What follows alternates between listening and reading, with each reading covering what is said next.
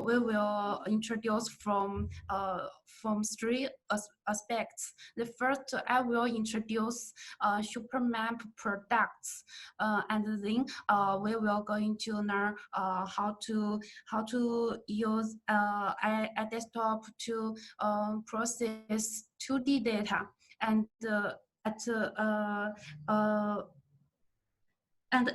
at last, we are going to show how iDesktop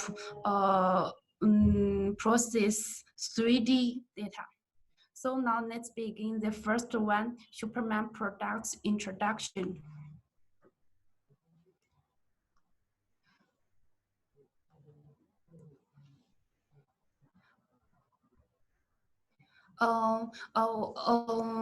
Firstly, we are going to learn the SuperMap GS10i technology system, and then we will briefly introduce our SuperMap products family, and the third, I will introduce the iDesktop.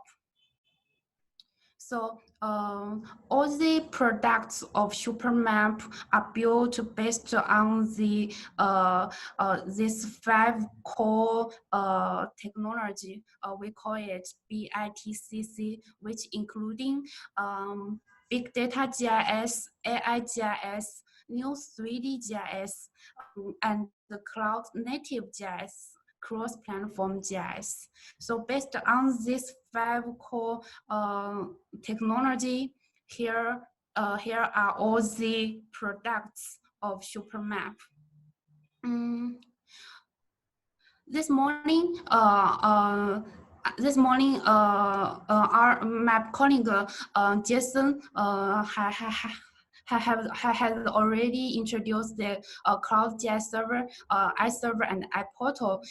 This is the Cloud GIS server, and the Edge GIS server is also a Cloud GIS server, which it is deployed close to the client. And the outside of the product family is the terminal products, including Terminal GIS for PC, and Terminal GIS for browser, and Terminal GIS for mobile.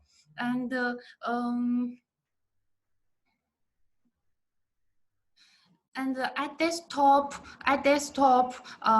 is one of the terminal GIS for PC, which iDesktop including iDesktop Java. Also, we call the iDesktop X in 10 version. And the iDesktop Java or iDesktop X is a cross-platform which supports Linux system. And the iDesktop.net is built on the SuperMap iObjects.net. So in the most Windows system, we always use iDesktop.net product. So our training, this training, we will also use iDesktop.net. So let's look at how iDesktop.net built. iDesktop.net are built with SuperMap iObjects.net and the core library, also the .NET framework for 0.0 technology, which can realize the data conversion, data processing, or spatial analysis, network analysis, also 3D and 3D spatial analysis, and so on. All these functions. It is also based on the spatial data engine with UDB or Circle Server and Oracle, such all this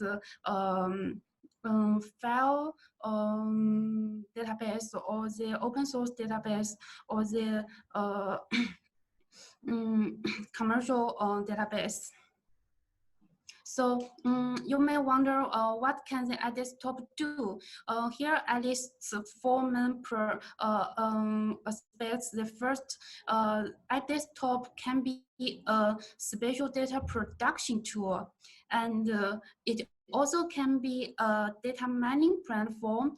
And third, iDesktop also can be 2D and 3D integrated GIS application platform. Also, iDesktop can be a GIS development platform. Now let's see the details of each aspect. As a tool for producing spatial data, the desktop GIS platform can provide the ability to input, store, process, query, analyze, and make maps for spatial data through a friendly visual interface. As a tool for producing spatial data, it can also be it can acquire data and process spatial data. So like if you have original data such like this Excel or CSV format, if your data is combined with longitude and latitude, it can convert it to the spatial data, and then use this spatial data to make map or do some spatial analysis.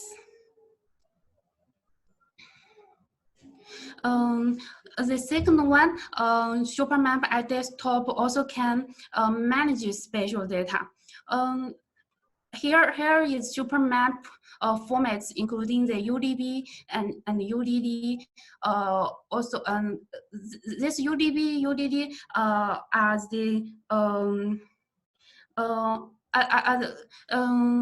it will while you create a UDB data source, the UDD will automatically generated when the UDB is used to store the spatial data, and the UDD is used to store the properties. And here is UDBX. This is a binary format which stores the spatial data and attribute data together. In the iDesktop, it also supports some databases such like the DB2 MyCircle, PostgreSQL, these open source databases, and also supports the international databases. iDesktop also can support to open and display the web maps such like Google Map or OpenStreetMap. And iDesktop also can represent spatial information. You can make a professional map such like you can make a rainfall map with the rain data, or you can make a electric public map. Also, you can, after you do some get some analysis results, you can also put it you can also output it as a professional map. And also with the result of spatial analysis, you can also make a thematic map. SuperMap iDesktop have the ability to make thematic map and show the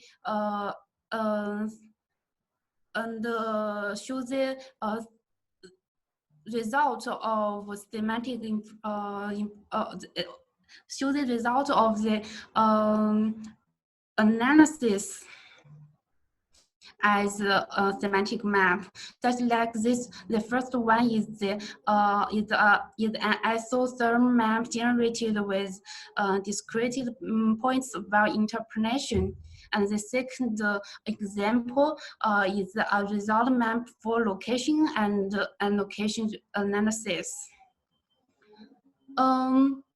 SuperMap iDesktop also can be a mining platform. It can produce statistic charts to represent data in a vivid graphical way, which helps discover the trend distribution relationship of data. This example shows the population structure by region, rural and urban areas of New Virginia. And SuperMap iDesktop, the specific the specific function is that it can be a 2D and 3D integrated GIS platform. It can recognize the spatial representation and analysis of businesses, and 3D representation and analysis. It can show the it can show the objects in the sky or on the ground or underground or also indoor. All the 3D things can be displayed in our SuperMap iDesktop. And iDesktop is also can be a development platform. It enables you to customize the interface, develop your own businesses modules based on the existing desktop GIS platform, such that you can customize the splash screen and also customize the functions, the logo, or the title of your desktop.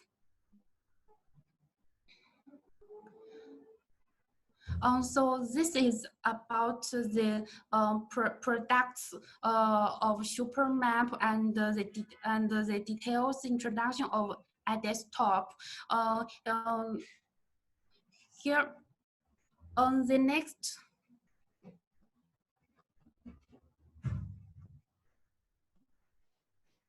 The next, we are going to get started with SuperMap iDesktop.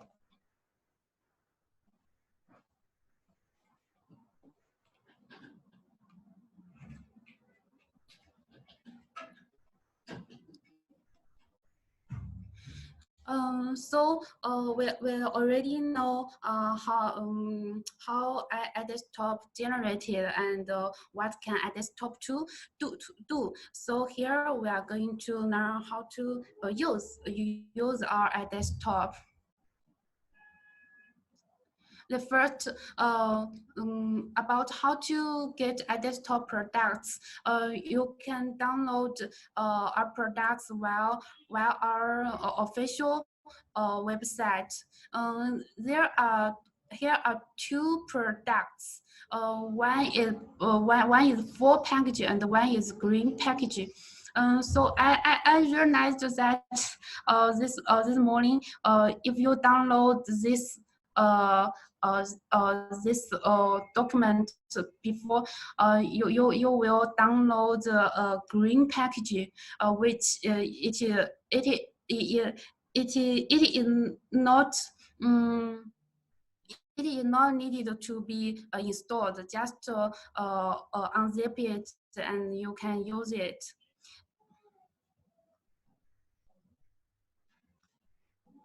So here is the official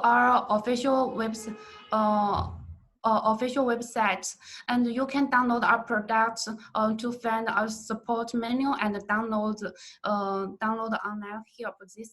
Here you can choose the products you want, such like the iDesktop, maybe the 10i SP1.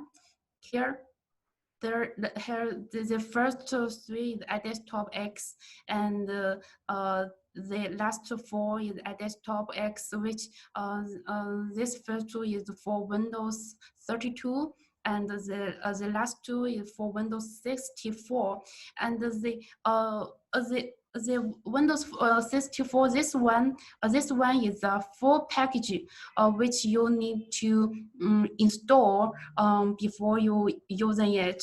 And the Windows 64 bin, this package is a green package. So let's go and see what's the difference of these two packages. Here we can see the first one is bin package, and this one is the full package. And we open the green package. Here we can see if you download the green package, you can get started with iDesktop.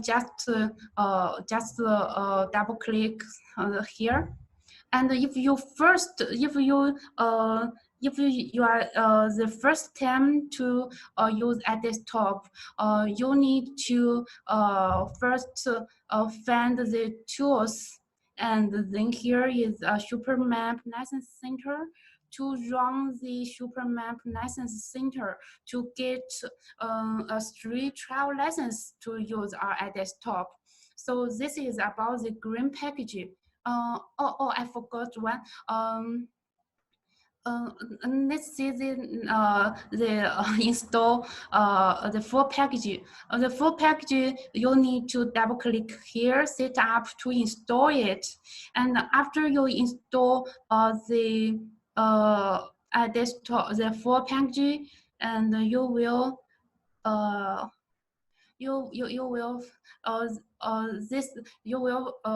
generate there will be generated a new folder, SuperMap iDesktop Top 10i, and here is the full package after installation, and here you can see that this is the iDesktop application, and we can find there is some sample data, sample code, and user manual, and also help documents. So let's go back our PowerPoint.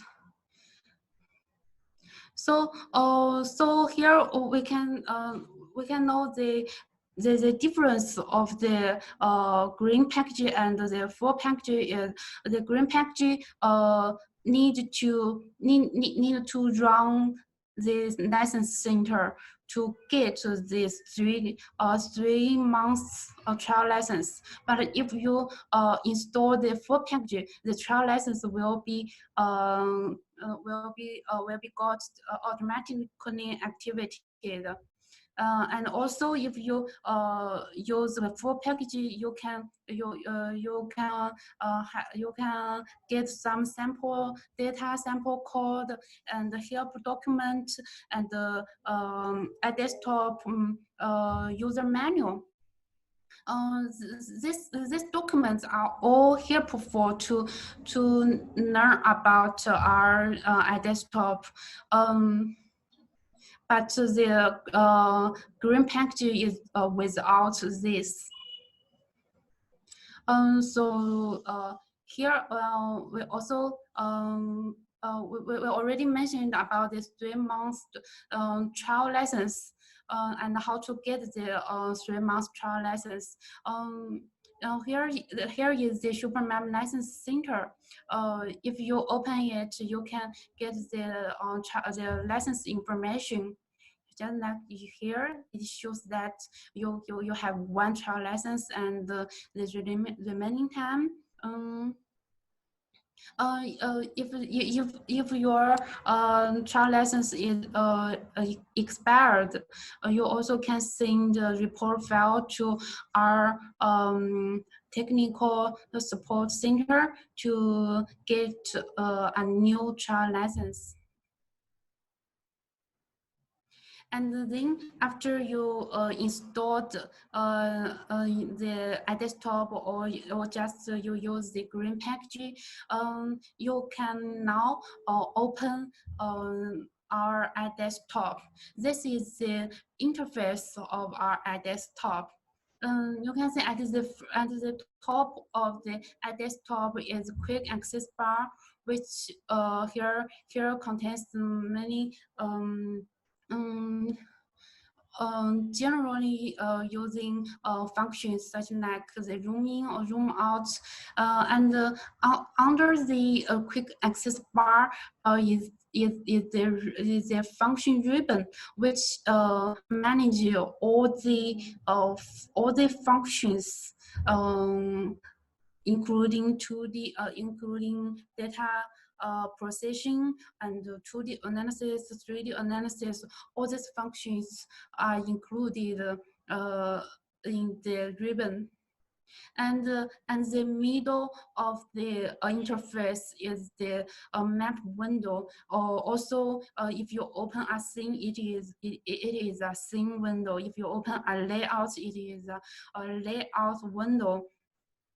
And under the window, here is the status bars, which displays the scale of current map and also the location of your mouse, and also the coordinate system of the map, even the center point of the current map. And here at the right of the interface is the workspace manager and the layer manager. The workspace manager manages all the data and map layouts, since also the all the symbols. And the layer manager manages all the layers of the map or the name of these things. It's based on your open window. So now we can go back to our iDesktop to see the interface. Here we can see this is home page of our iDesktop. Here we can see their work, data source, maps, layouts, and here is where we can go into open a map. If you use the full package, you can directly find the sample map here. You can choose the first one.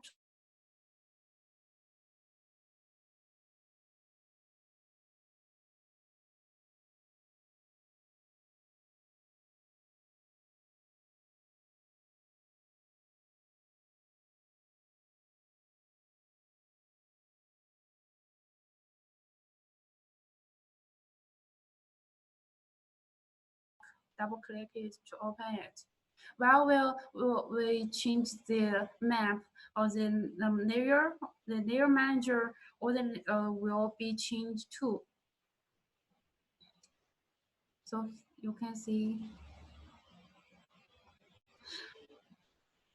the layer, all the layers are come from the data sets.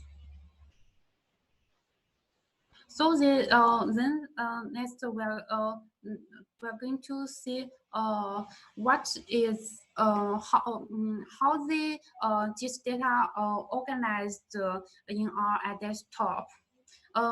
Actually, in our iDesktop, all the data or maps and layouts are managed by the workspace. And the data sets are installed in data source, but the maps, layouts, scenes, sources are all saved in workspace. just like we already seen.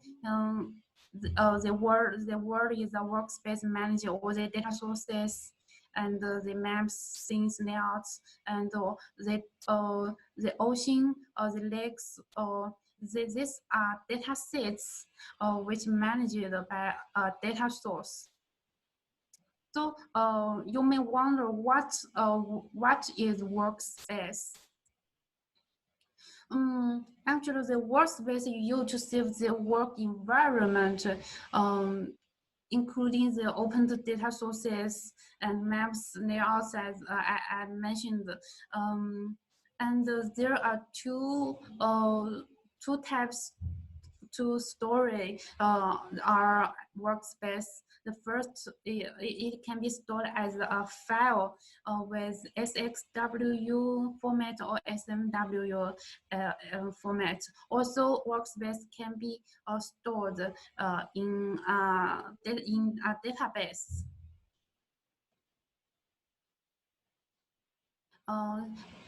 Here is the XLW format is XML, and the SMW is a binary format.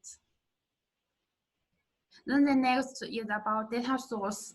A data source is composed of multiple types of data sets, such as the region, or the line, or the points, or the models, and the images, grids.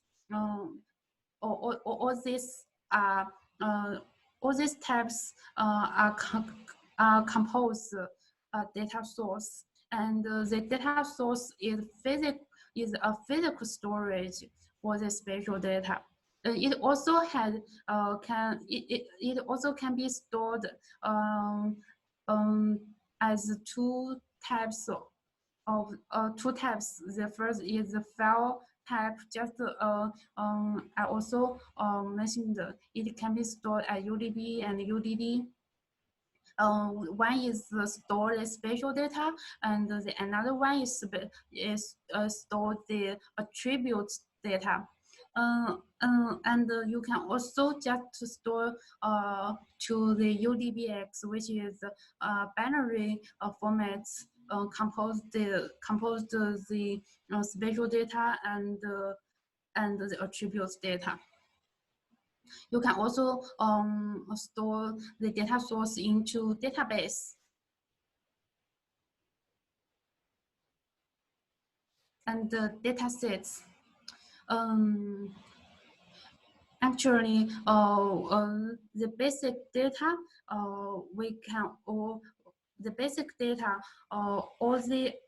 all we know, it can be a type of data set, just a point or a line or a region or a text. It is a data set. So also a data set is connection of data of the same type. It can be stored in a data source, or it also can be stored in database. So the layers,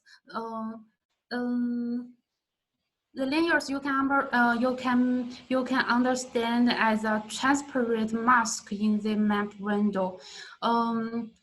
It helps display the objects in a data set with appropriate styles in the map window, and our maps combine consists one or more layers. And maps, so one or multiple layers composed maps, and the layers comes from the data set. Layout. So while you have a saved map, you can lay out. You can lay out it by the layouts. You can put the map name or legend or map scale, and output it as a professional picture or PDF.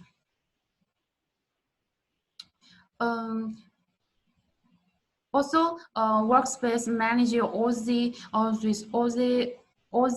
resource libraries which contain marker symbol library and the non-symbol library and the field symbol library. Here is 3D scene. SuperMap iDesktop also support to save the and manage the 3D scene,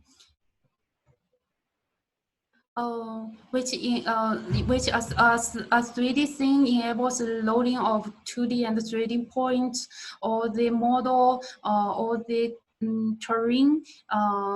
And this 3D scene organizes the 2D and 3D integrated display and management.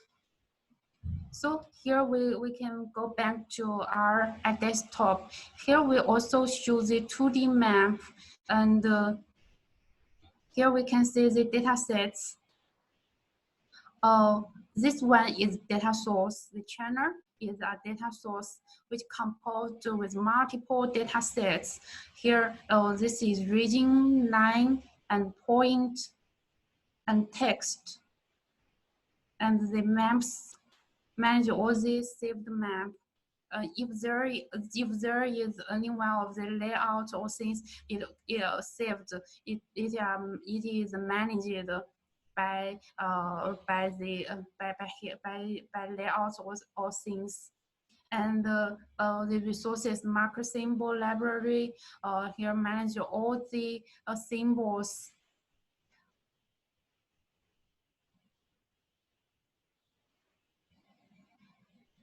Here is the marker symbol and the line symbol.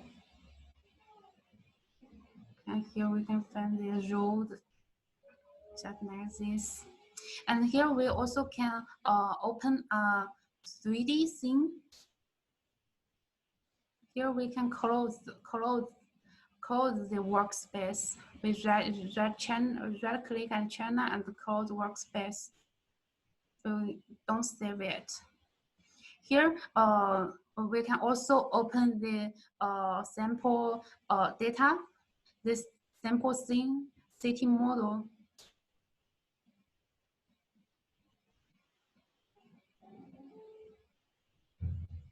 So here we also can see the workspace is changed as CBD, and here the data source is CBD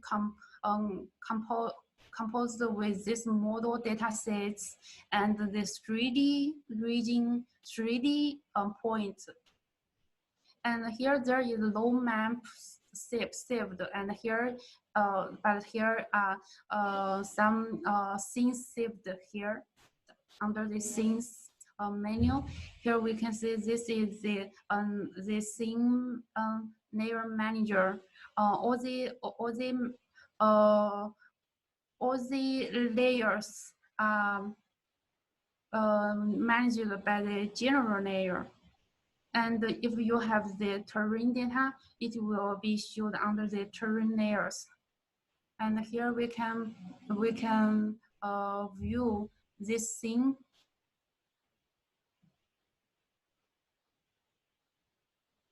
And also to better view our scene, you can use the flag manager to dynamic view our scene. Here we end existed flag file. Here we have flag. So here you can dynamic view this scene.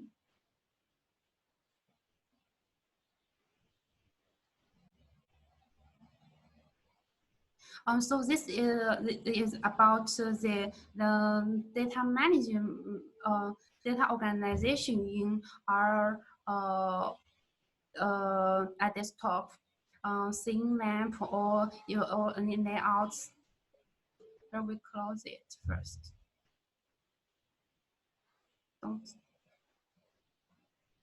And then we go back to our PowerPoint. So this part is over, and the next we are going to do some exercises. The first one, we should to know how to import and export data to our how to import data to our iDesktop, or how to export data from iDesktop. So let's go and see it.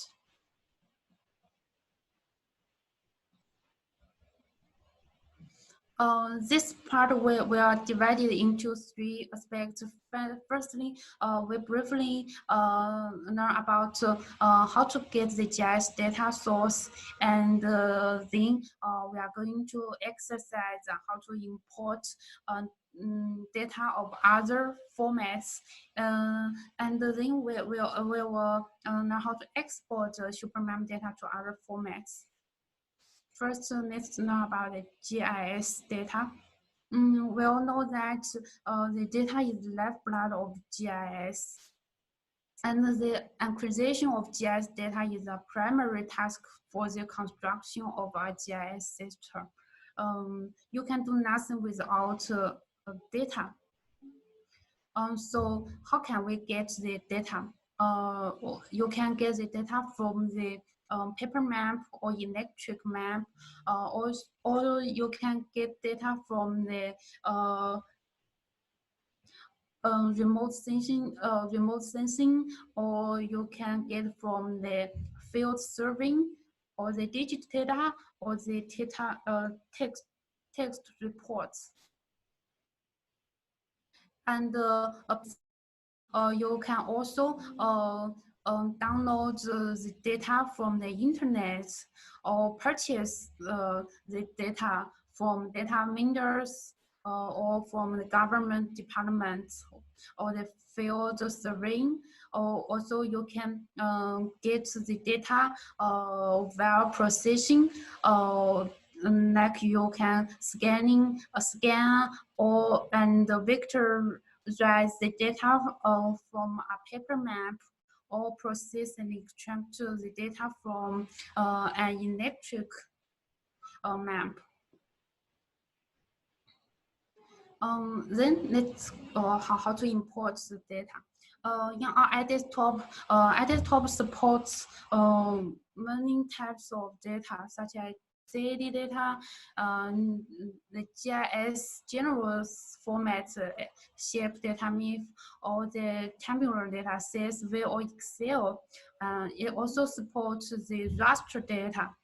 The vector data, all this data you can, some of the data can be opened directly, but some of them can only import in our database before it can be used in our iDesktop. So here is the formats our iDesktop supports, such like AutoCADs, ArcGIS, MapInfo, Google Map, MapGIS. All these formats are supported to import into our iDesktop, and you can import the CAD data well, two ways. One, the first way you can import it as a data format, or data CAD data set, or as a simple data set.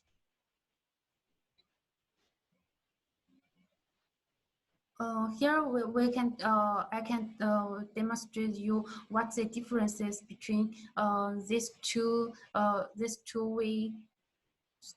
ways to import the CAD data. Before you import your CAD data, you first need to create a new data source to manage all the imported data. Here we can see you can create UDBX or UDB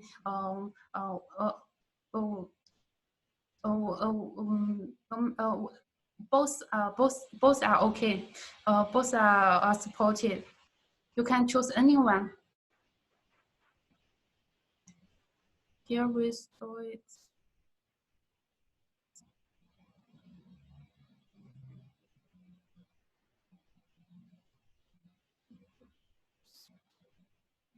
Here, this is our training data. I shared for you. Here we can find. Here's the first one is CAD data, and here we'll create a new data.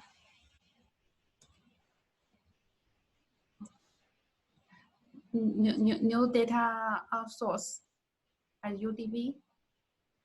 And then there are two ways to import the CAD data. First, you can right click and the data source. Import data set. Here we find CAD. Okay. Then here we are going to pay attention here on the type of this data. Here are two types. First is CAD, and this another one is simple data set. The first we choose CAD, and then we import.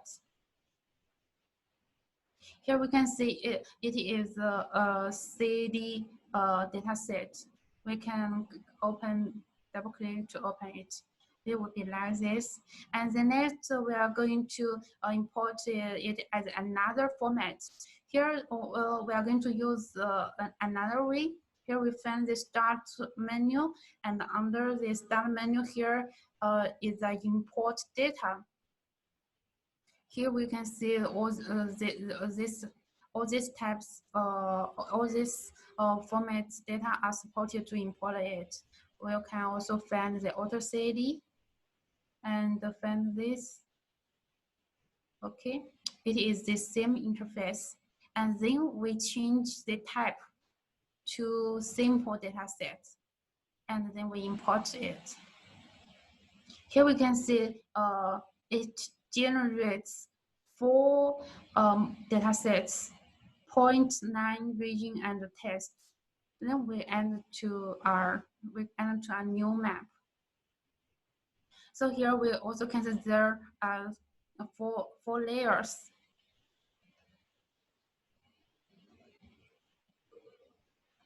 We can see, but if we import it as CAD, it's only one data set and one layer, and with the original styles. So here we can understand the differences between these two types. If you imported it as CAD data set, all these point, 9, region, and test are stored together, and the original CAD style also imported to our iDesktop, but it's not supported. It is not supported to do any spatial analysis. But if you import it as simple data set, the point, 9, region, and test will be separate, and the original CAD style is not supported. But these types of data sets support the spatial analysis. So here is the results of the CAD. And besides, we also can support other GIS formats, some map info, ArcGIS, MapGIS. Here we can also use the import function to import all this data. And here we also can import the attribute table, CSV or Excel.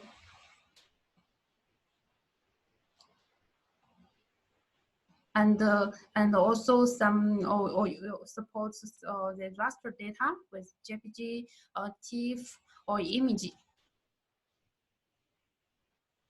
So the next we are going to import the GIS format and the raster data and the Excel or CSV data. We first close these maps. Here, we can going to find our training data and Beijing. Here we can see there is some shape file, city, district, rural. Here are all the shape files and the image data and some text data with Excel or the DBF. So we import. We are going to import all this data.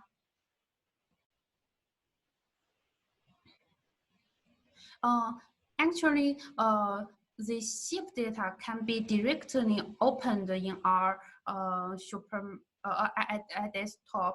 You can only right-click database and open file database. So the data source. We're going to find the root.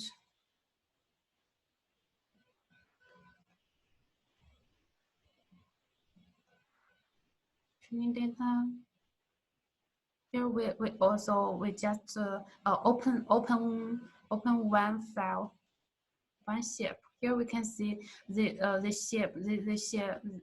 shape file is opened. We can also display it. But if we want to edit it, it will show the current layer dataset is read only and cannot be edited. So this is why we need to import all the other formats of data into our data source. So here we are going to, if we import this data, we are going to import this city, this shape.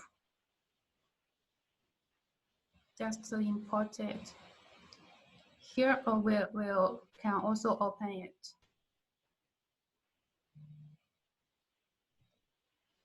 And then if we enable editing, here we can see this is editable.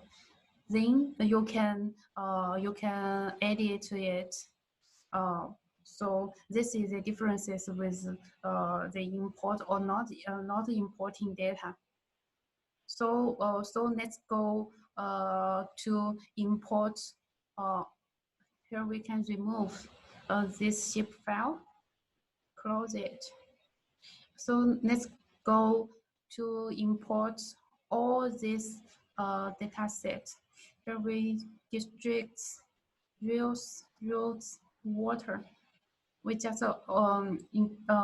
import the shape file. And okay. Then next we are going to import. Sorry. Import data sets. We are going to import the image data.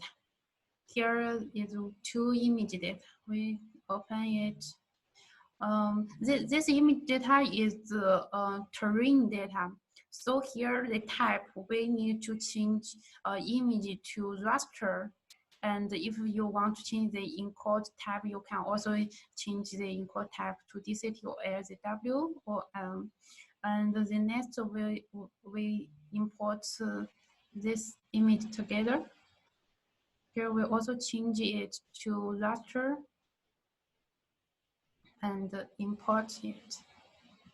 It may takes a little time to import it.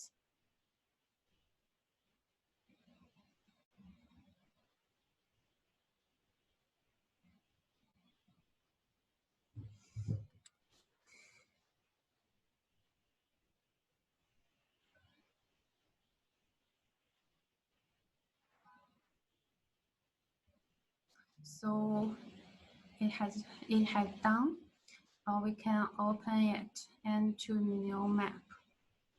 So this is a two raster, two grid data, terrain data. And we can also add all this city water and to current map. So here we can see this is Beijing city. We can reorder it and see the visible of it. So this is our imported data. And then next we are going to import the text data. We found the text file, and here is a population Excel. We can open it. Then here we can find there is the first row is the fields of each, and here we need to check row as a field info, and if you have the spatial data in your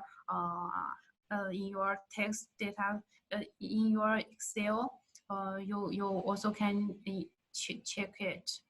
To here we can change the longitude to the and set the latitude or the altitude, but the population, this file is without the spatial data, so we just import it as a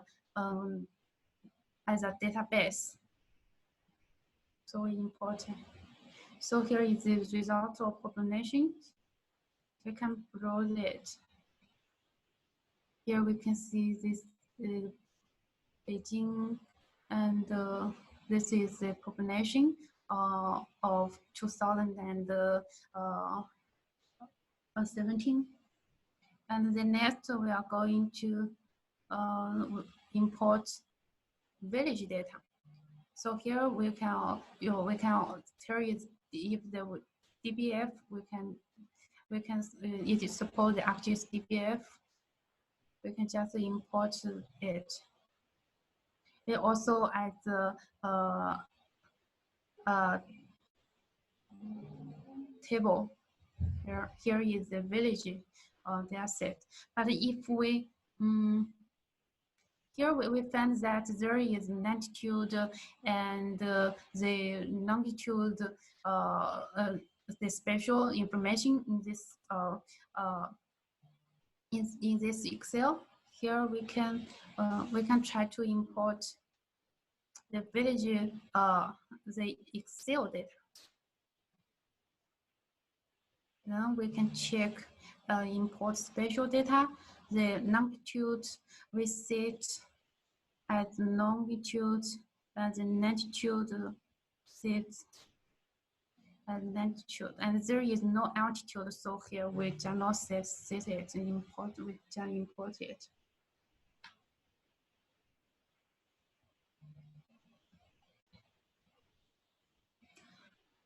So here there is the results of the Excel importing. Here we can see it is a point data set.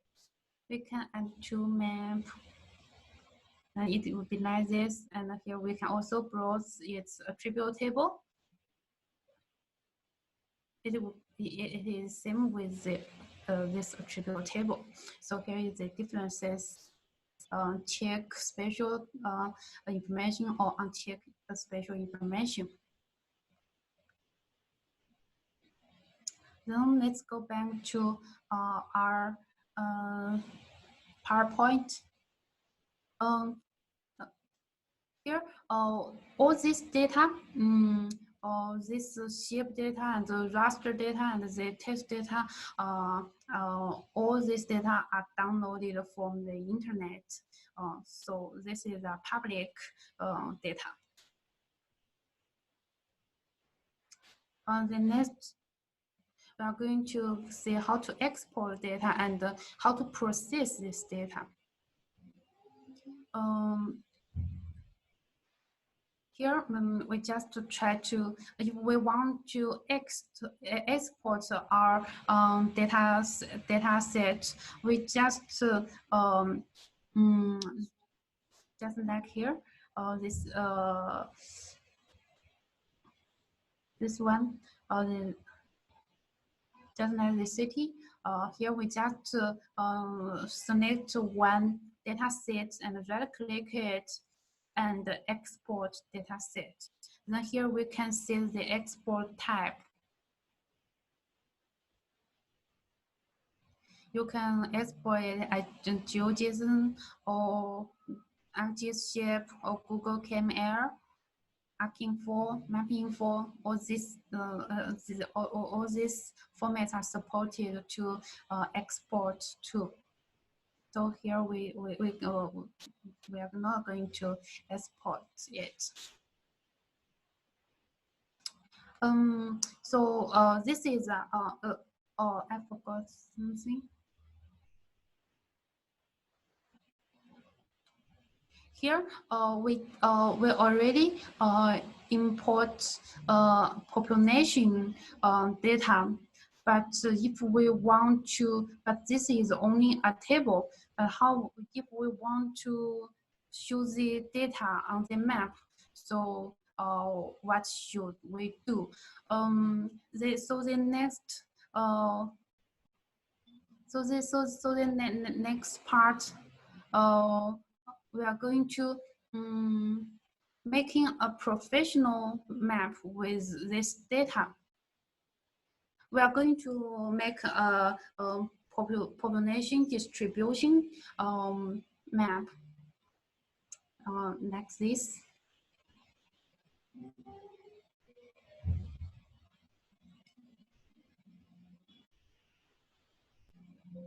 So here we are going to use this data to create population distribution data. The first we need to the data we already imported into our data. The next we are going to render the data. Here are two ways. The first, we can render the layer as we can use general layers to render the data set, and we also can create semantic layer to render in the map. Here is the steps to make a professional map. First, add data to the map window and then adjust to the order of layers. Then we're going to set general layer style, and then we create thematic layer. Then we will fix the map scales or the mapping for scales. And last, we are going to save map and workspace. So you may wonder, what is general layer style and what is thematic map layer? The semantic in the SuperMap, we supported the multiple semantic layer, such as the unique value map, ranges map, and the graph map, dot density map. These are all the semantic map, and also the raster raster semantic map. And the general layer style is a simple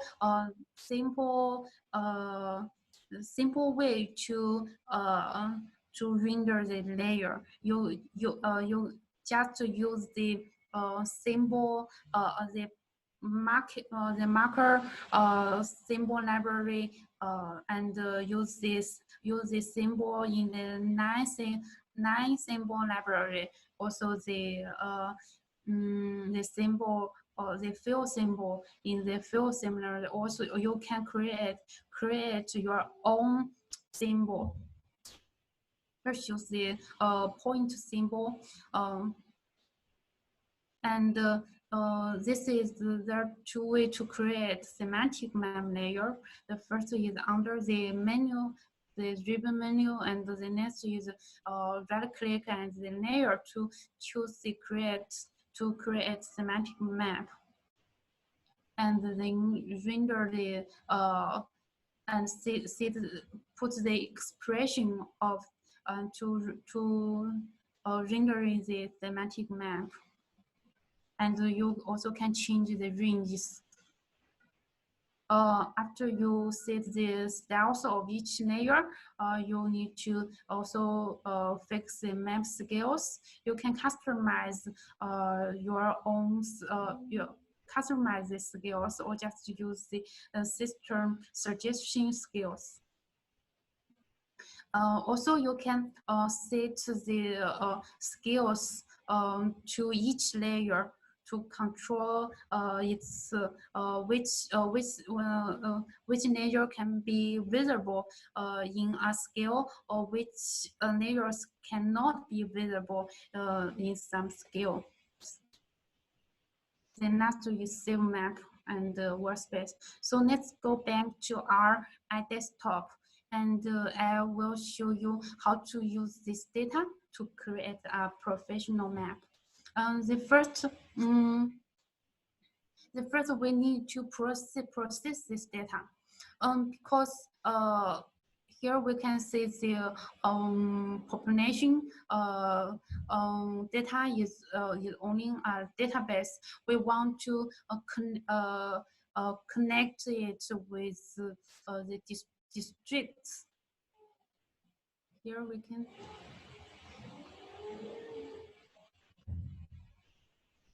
Oh, I open too much. Too many. I'll close some. Population. Here we can see this population is divided as the districts of Beijing, Changping district, Daxing district, also the main city, the center districts of Beijing, and the Cunyi district. So here we can find the district's spatial data and the region data. We can open the attributes of the district's data. Here we can also, here is the name of each district. We can combine this spatial data and this attribute data. We can add the attribute data to the spatial data via the same fields. So let's go how to journalize it. So first we are going to find the I think the data. And here is a pinned corner, and then the target data, we want to add the population data to the district spatial data. So here we choose the district data as target data, and join field we select maybe the name 3, and the source data we are going to select the population table.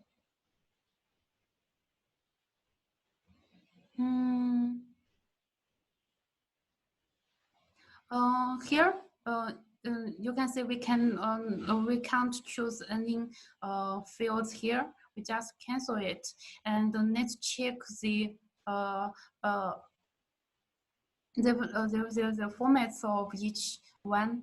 Here we can go back to find the attribute table, and then we attribute structure.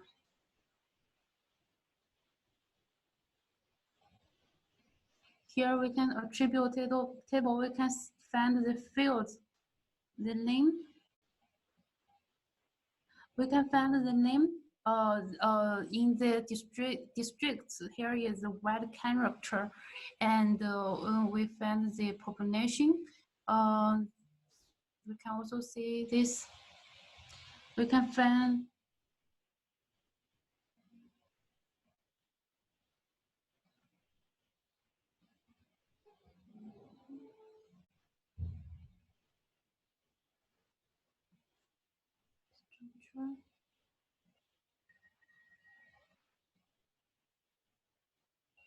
oh, we need to select here.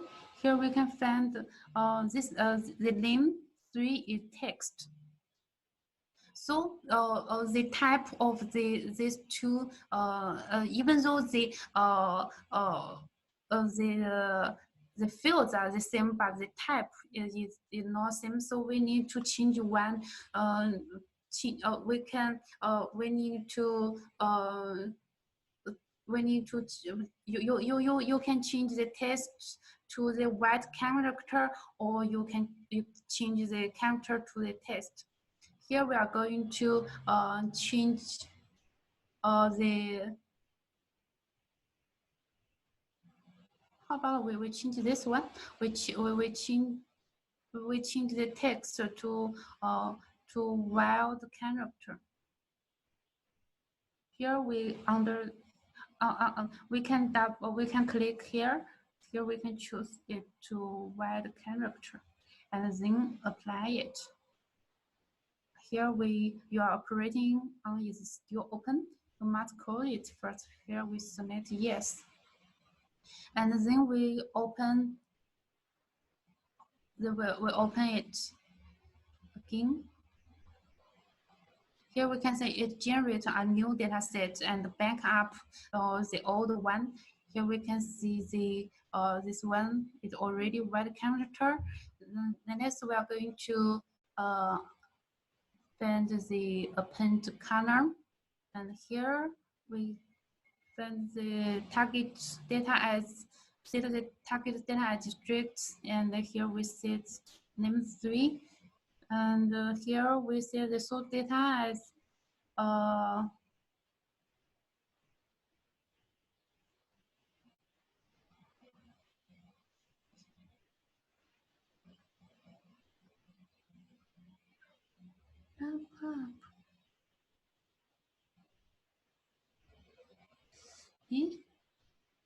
sorry, I've confounded the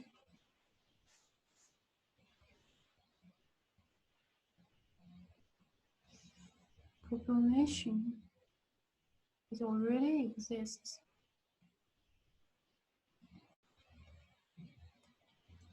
Maybe I need to close it and reopen the file source.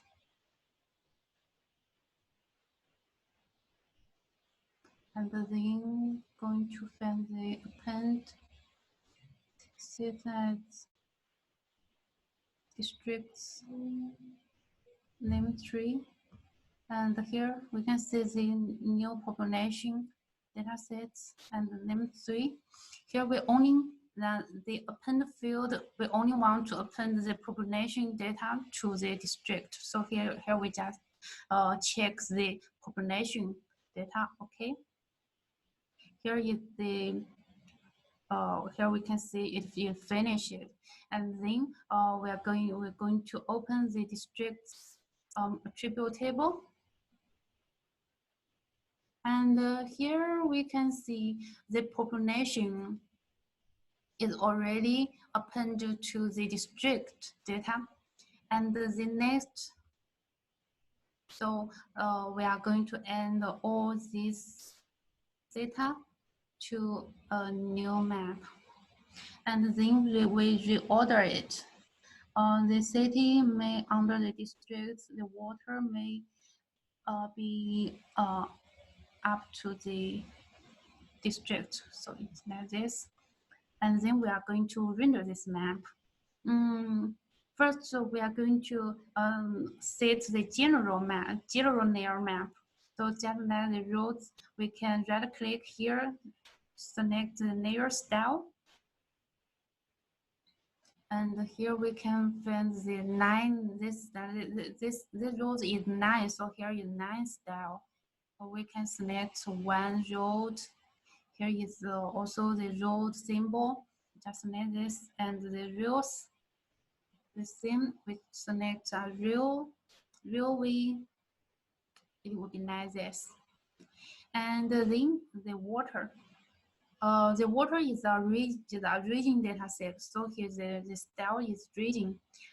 Here we can see set its color. We can, yeah, and we set the line color as same as it. So this is water, and you also can set the style on the under the menu. Here style setting. You can select marker style, next style, fill style, or you can just right click at the layer at the layers. And the next here we can see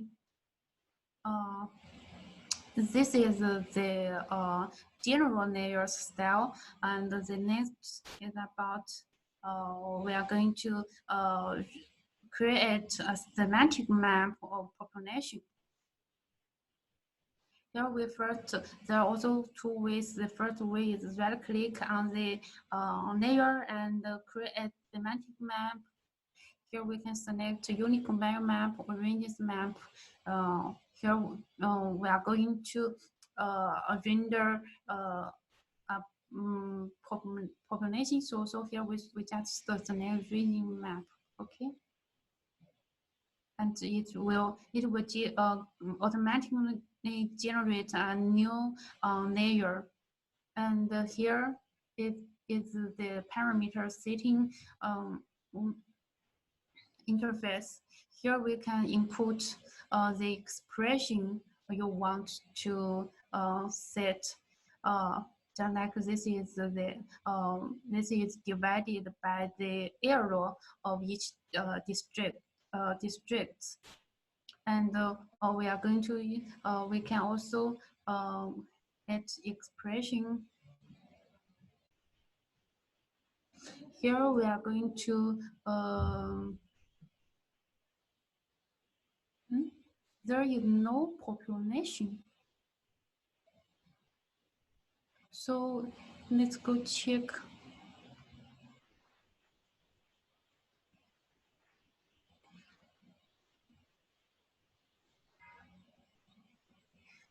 We go to check. Here we can see the population imported as a text. So we need to change it to as a double and apply. Then the next we and to the current map and it again, and reorder it, and we create semantic map, ranges map. So here the expression we can select the population field now, and we're going to put expression. So then like we want to show the population of every area. So we divide the area and every kilometer.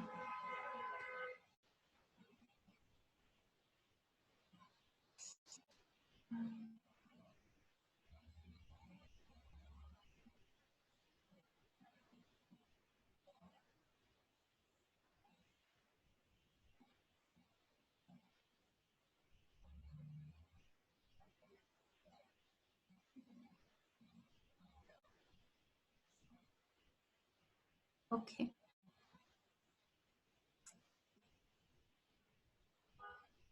So the repeating, we also can change the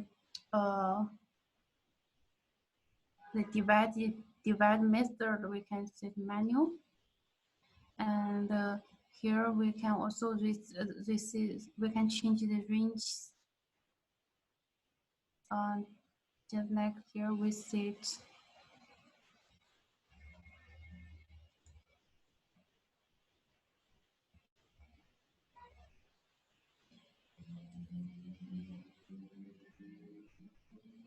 It's much more smaller.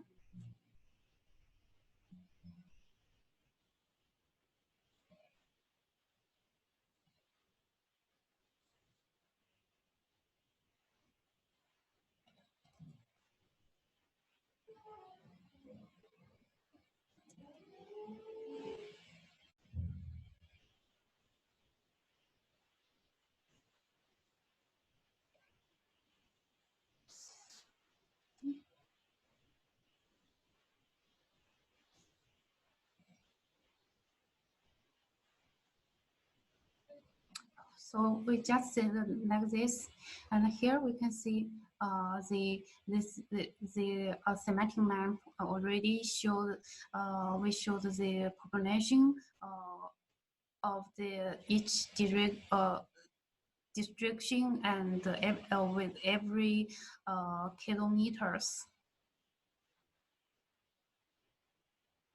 So the next we are going to create a label, create a label semantic map to show the district name of each district. So here we also right click, and here, or you can find the semantic mapping, find the label, semantic label. We select the uniform and the expression. We select name 3.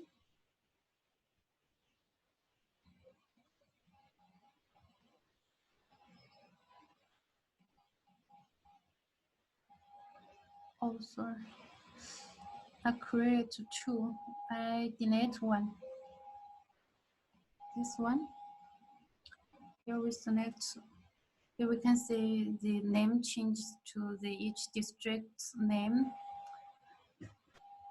Shunyi, Tongzhou, and here we can change its styles. The font we can change it to a like arrow, and this is the font size.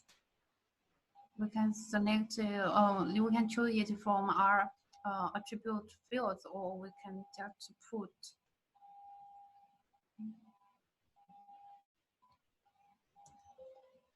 And the text color we can set, or we can set the bold of the.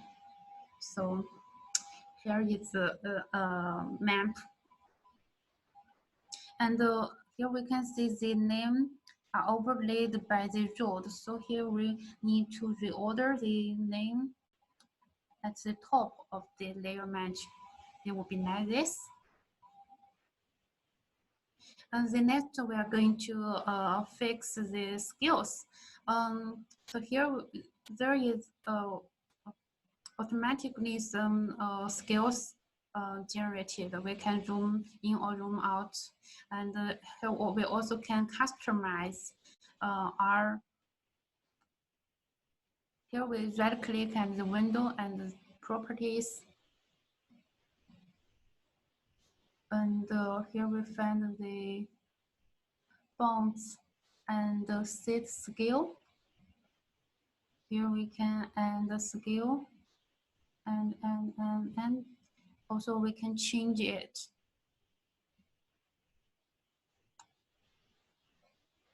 Then like we want to change it to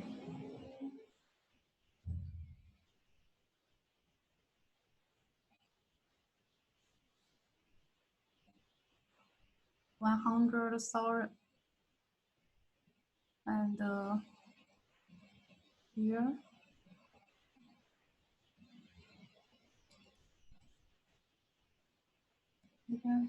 like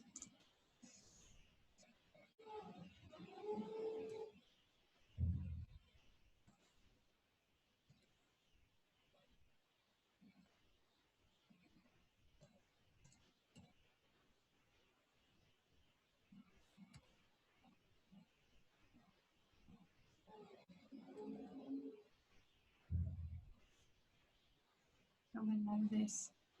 And here we can only zoom in or zoom out with this five skills. So here is about the scale of the map, and then we often find this there is some not so beautiful with this map, because here are too many layers show and this scale. So here here we can change the each layer's scale.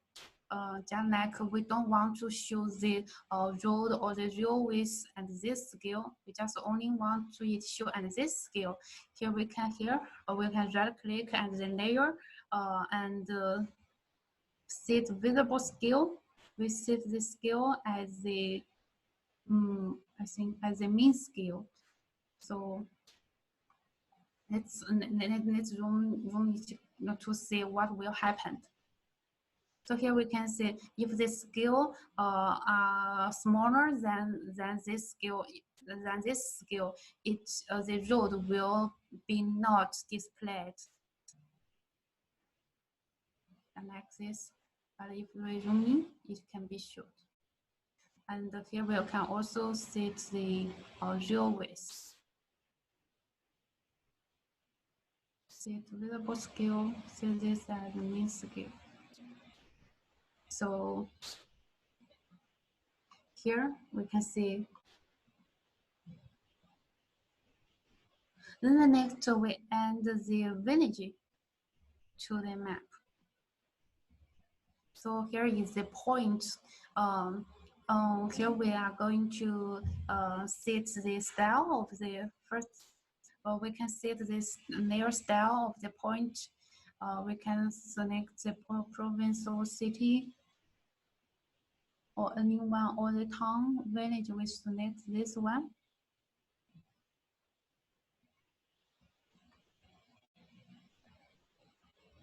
And then we create a semantic map to show the name of the villages. So here is we can set the expression, the name. Yeah, it is name and the styles. Here we can change it. We can change the label style. We can change the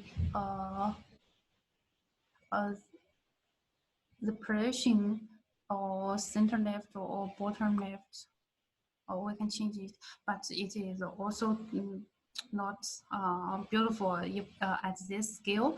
So if we only want to show the name at this scale, so here we just set this as mean scale. Also set the label or the symbol of the value as the mean scale. So here if we zoom in, it would be like this. So the last after we finish rendering the map, we need to save the map. So here we can rename it the portrait map. We can save it. And then if we want to save a map, it must be save a workspace, because the maps rely on the workspace. So here we create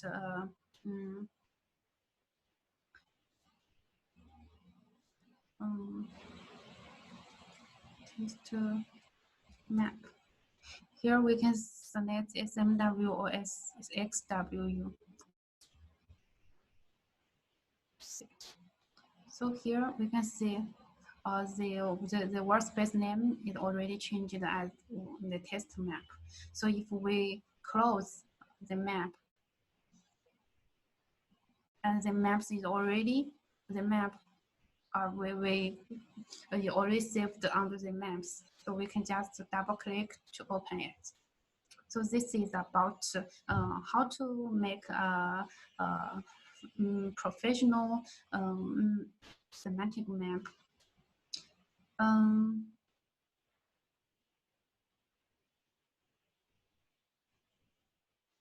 The next part is about the analysis. Analysis in a SuperMap. So iDesktop. So how about we have a break for a while, and the next we are going to we will show you the spatial analysis.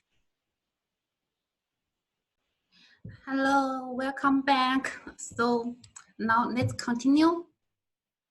The next, we have learned, we have introduced the products of SuperMap and the iDesktop and the details of the iDesktop and how to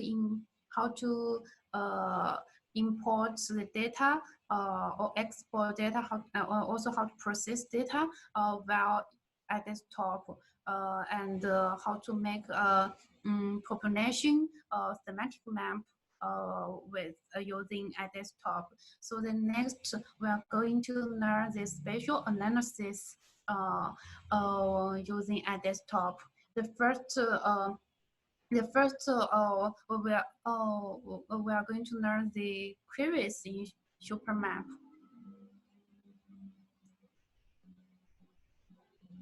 So here are three ways to query on the iDesktop. The first is simple query, and the second one is special query, and the last one is the circle query. So here we can what is simple query. The simple query is browse the spatial data associated with attributes table.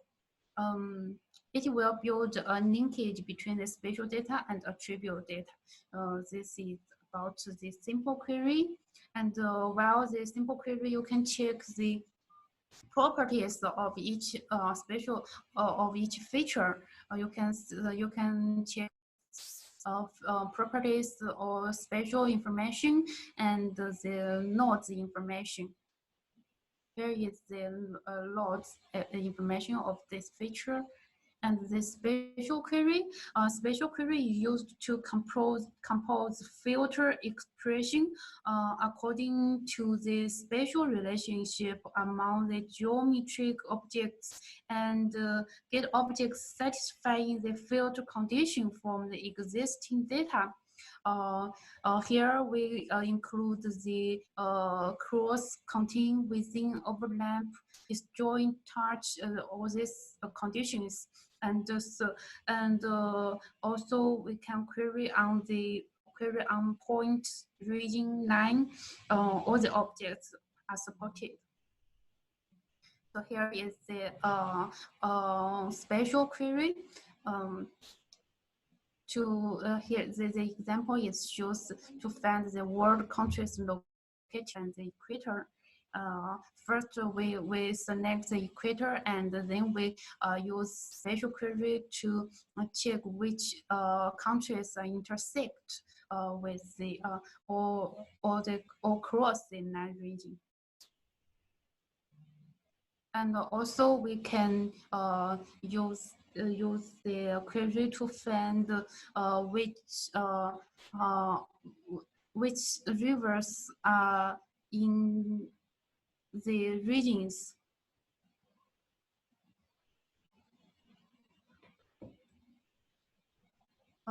Here is to then the next is circle query. The circle query is to construct a circle expression to create spatial and non-spatial data. You can put this the query the circle expression. Select the fields from where satisfy these conditions, and then you can query. You can get the result. Here is the parameters of circle query. Set the select where, and here is the result of the circle query.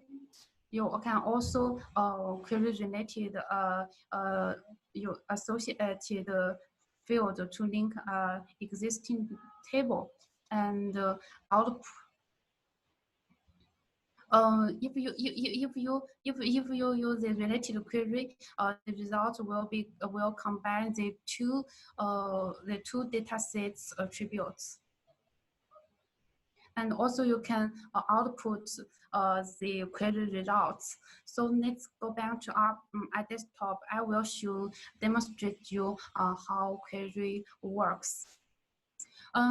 First, we can just use this map or this simple query.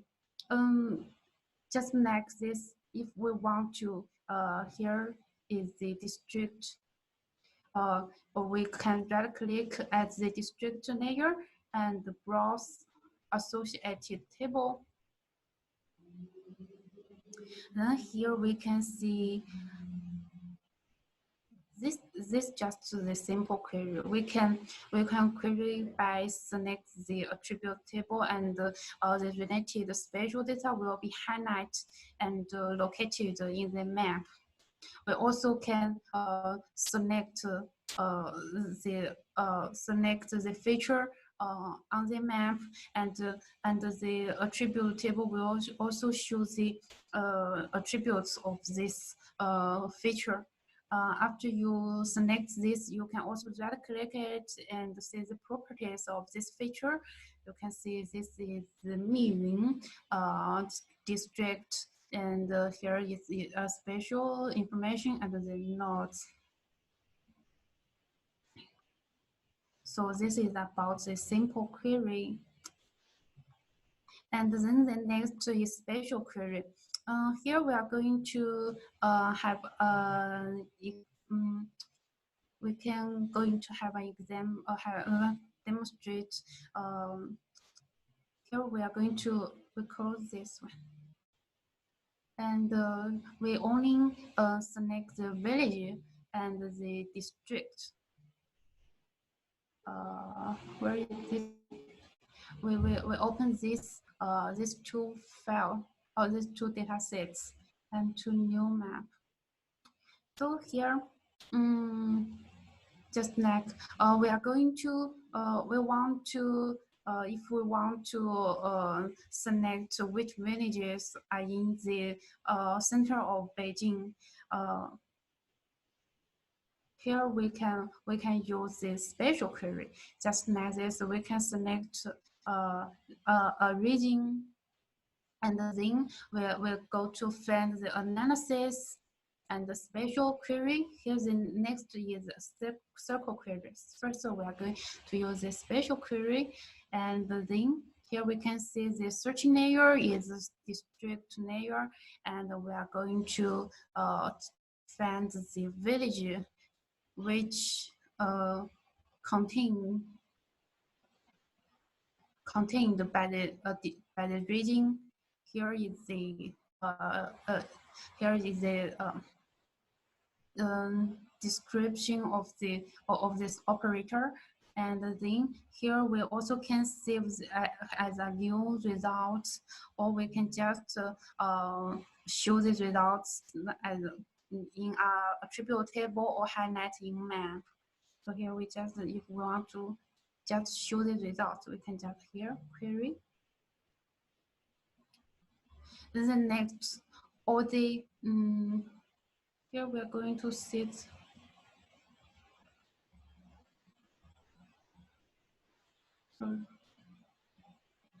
layers down with just like this.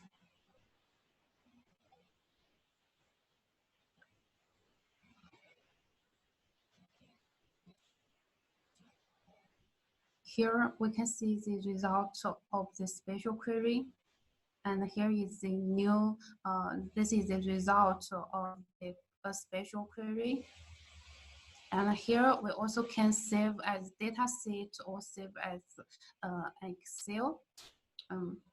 It's all based on your requirements. So this is about the spatial query.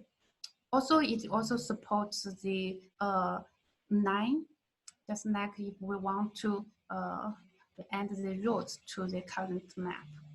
So here we want to check which roads intersect with in this region. We also can record it first. Analysis spatial, and here we just check road and the spatial. We check it as intersect and query. So here all these roads intersect with this region will be will be highlighted in the map. So the next, we are going to demonstrate the circle query. Here in next by the special query is the circle query. Here we are going to query the population which we can set expression here.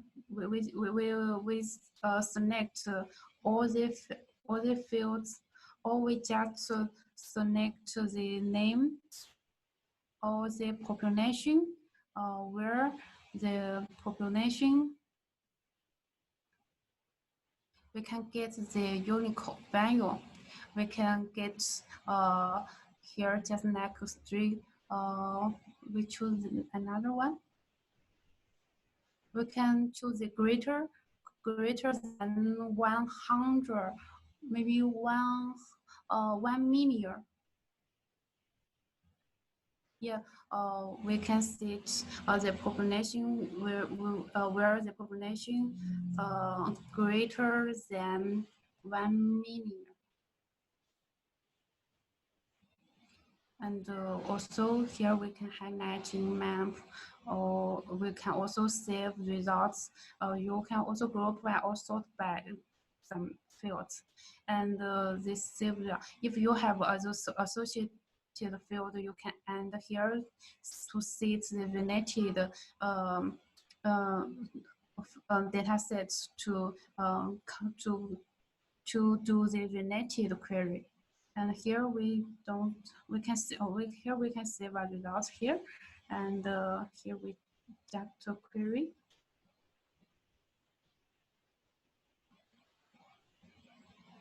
So we can see this error. The first feature is highlighted with red, and actually this all the query result which where the result of population where the district's population greater than 1 million. And here is the query results new data set. We can end it. So this is the query result, and this is about query. Then the next, the next spatial analysis is about buffer and overlay.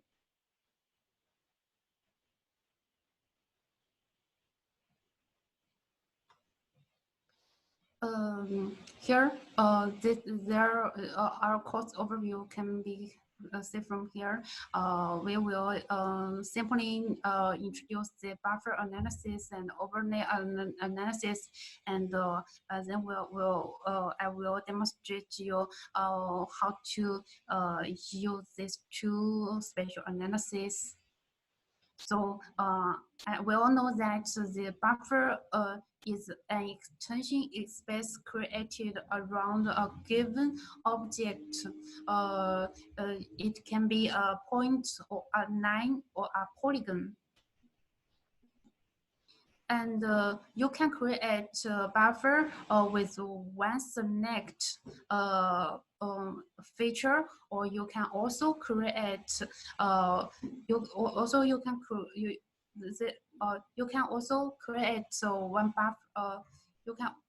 You also can create a buffer by with data set or with a feature, or you can create a buffer for a whole data set.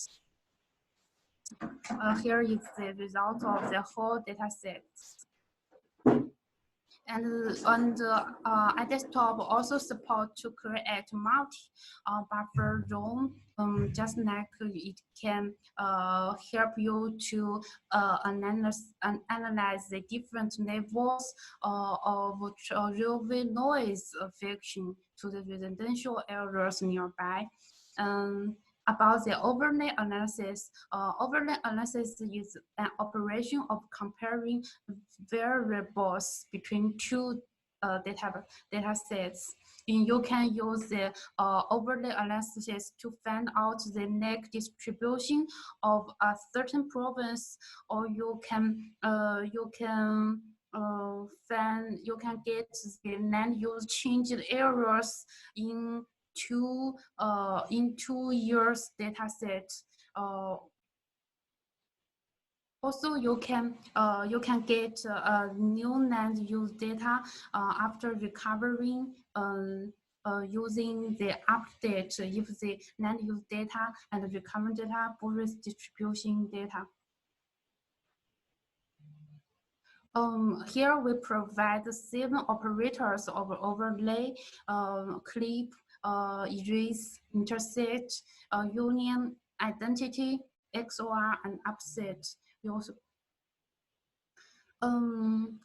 the clip is a process of extracting a set of features from a clipped dataset using a clip dataset. So you can get land use data of you can use data of a certain region area. And the union is an operation that finds the union of 2 data sets. It will combine the 2 data sets. And they intersect. Intersect, the special results of intersect is the same as the clip dataset. Clip analysis, but the difference is that the intersect can customize the fields of the results. You can select the attributes of the 2 data sets to the results.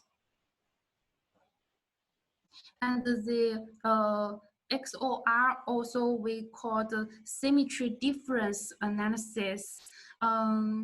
For each region object, the operation erases the part that overlaps with geometric objects in the other data set, and then the rest part of the object is reserved.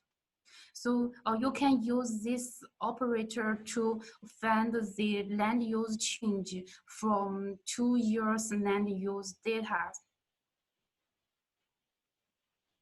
And the identity. The identity is a process of performing an intersect operation on the source dataset and the overlay dataset, and then a union operation on the intersection result and the source dataset. So you can get data of an error with land use and with land use data and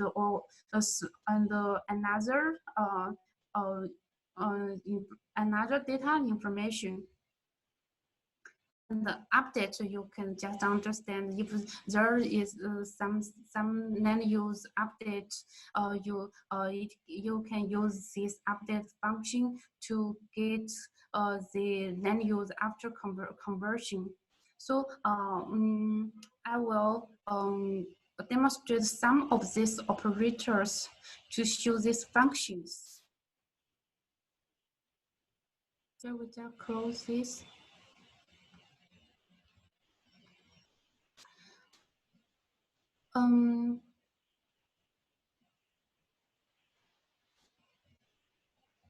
Here we open a data with analysis and modeling this UDB. Here we can find road 9 and the building. Can open these 2 data sets. Here is the roads and the buildings. So here we are going to use the buffer analysis to get the result of the to find which buildings are affected by the road expanding.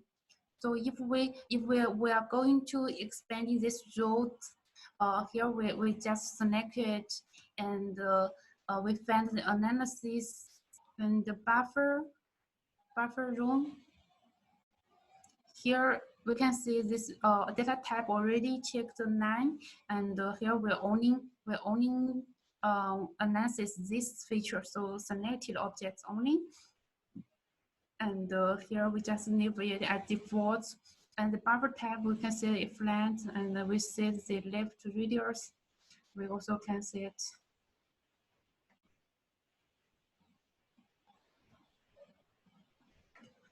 And here we can get the result.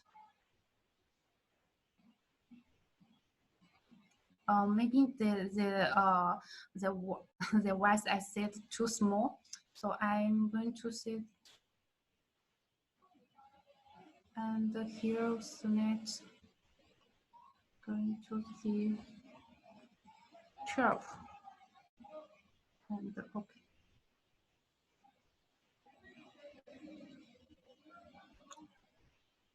Here we can see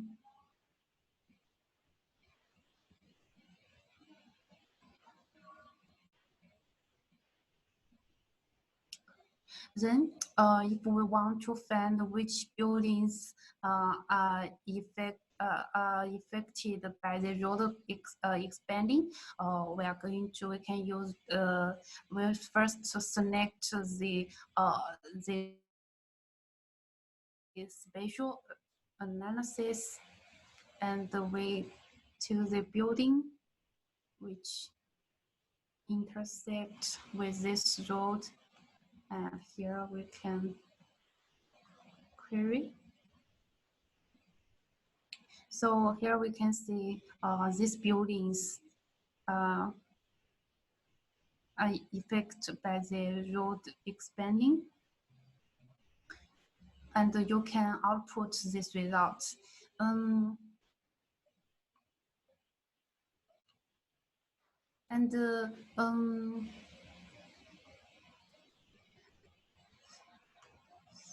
This is about the buffer, and also you can create the multi buffer. You can first select one buffer and multi buffer, and here we can end the video list. We can change it or just leave it as default as you want. And here is the multiple buffer. Then about analysis, we are going to also open the open the districts and to new map. And then we are going to find the villages. We also use this U2 data to demonstrate the overlaps. So if you want to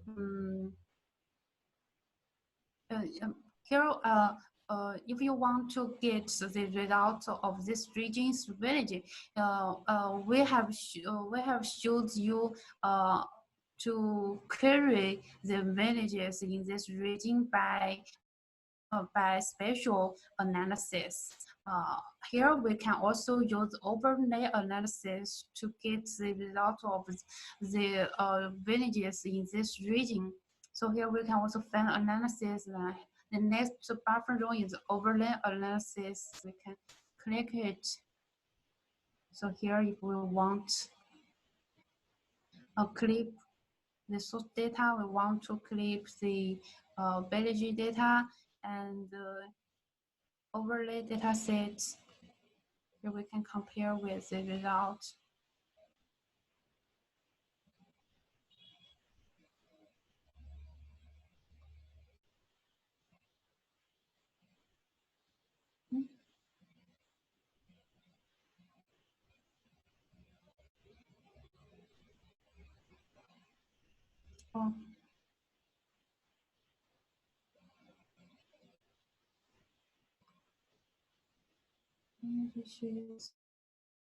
Here we need to select the districts and then click results compare.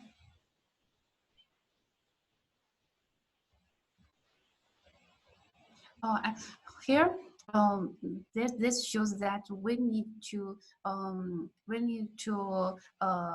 export the region first, and here just like this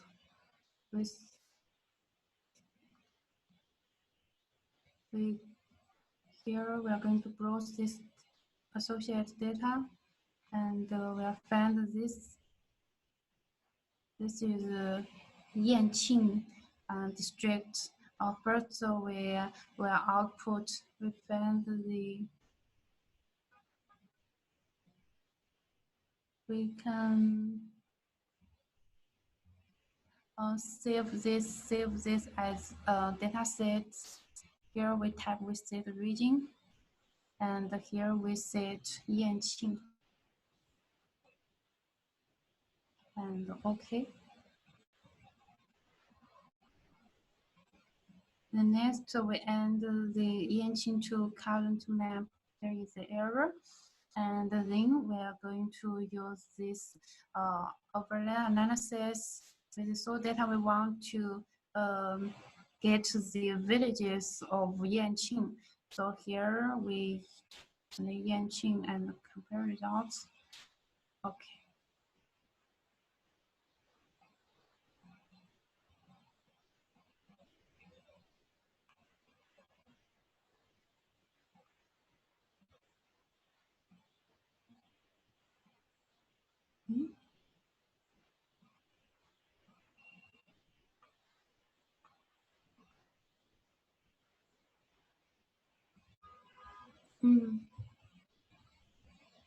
Where is the result?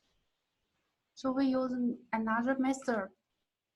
We intercept to try village shift and overlay with set Yanqing. And here the intersect. Here we can select the name, and here this name. Okay.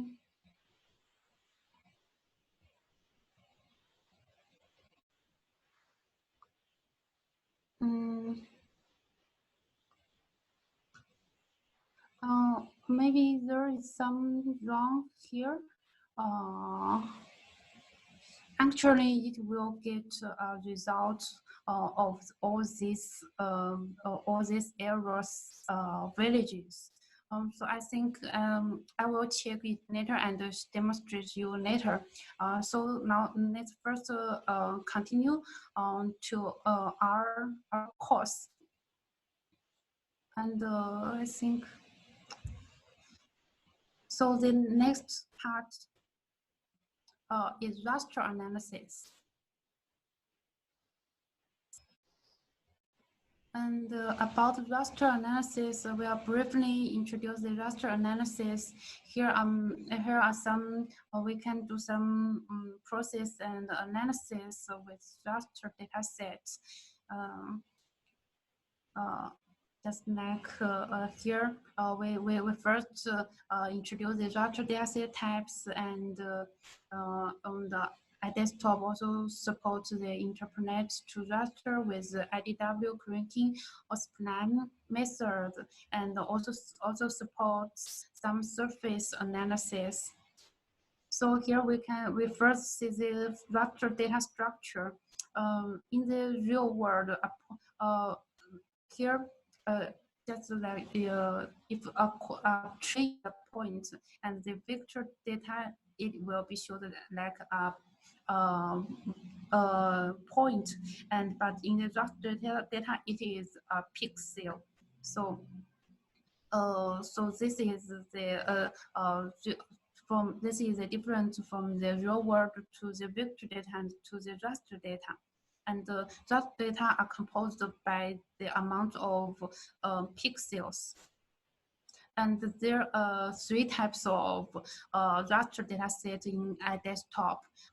First is DEM model, which is terrain data, which each pixel values represents the elevation information, and the grid data, which the pixel values represents the business information such like the temperature or rainfall value.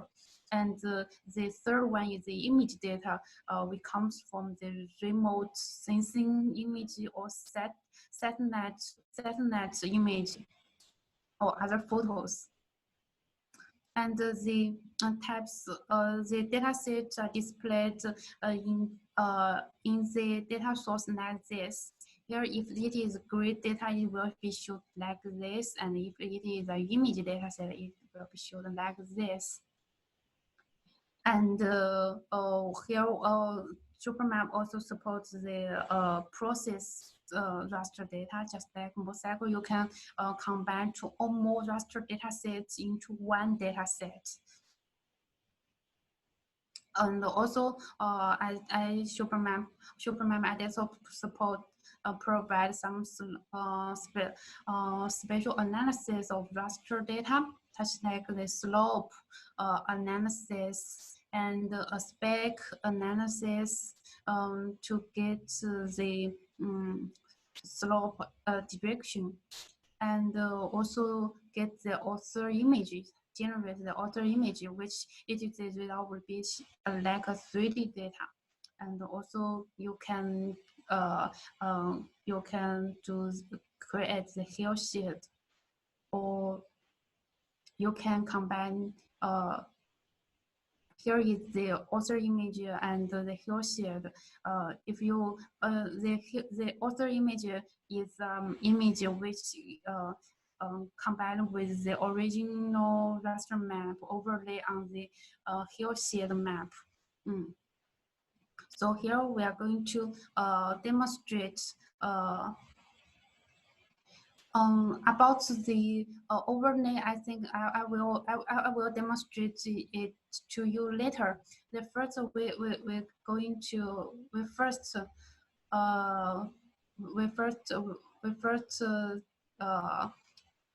following our course now. So here is the two grid data. Here we end to the new map. The first thing we end city and to current map. Here, if we want to just get the terrain of this area's data. So what should we do? First, let's to see our these two images. This terrain data are also downloaded from the internet. So here we can see the first, we need to merge these two in terrain. Here we are going to use the mosaic to merge these two two terrains. First, we add these two images. And here we pixel format save as the first one, and here we can leave all this at default. And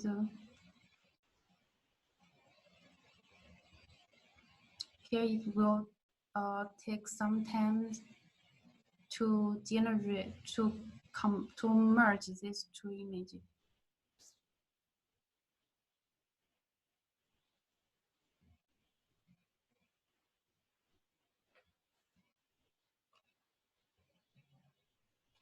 Just to be patient.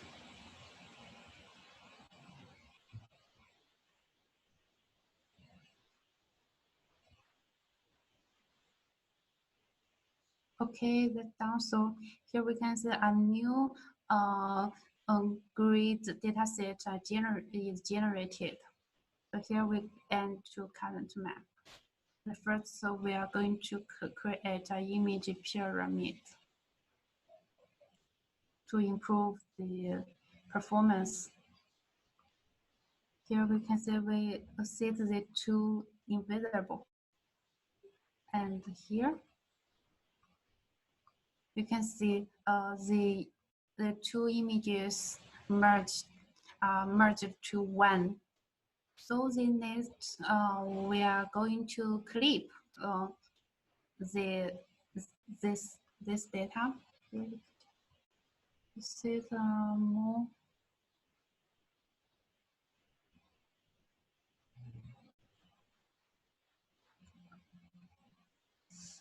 And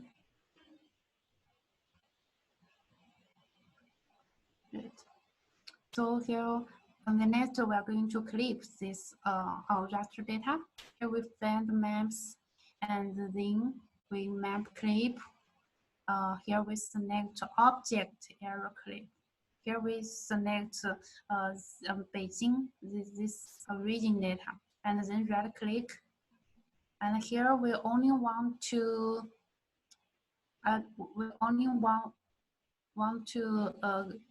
clip this one. So here we remove this two, and also this.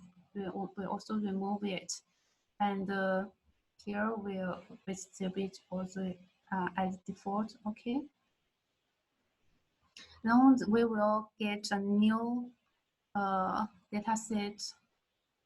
Then we add to current map. So here we set the.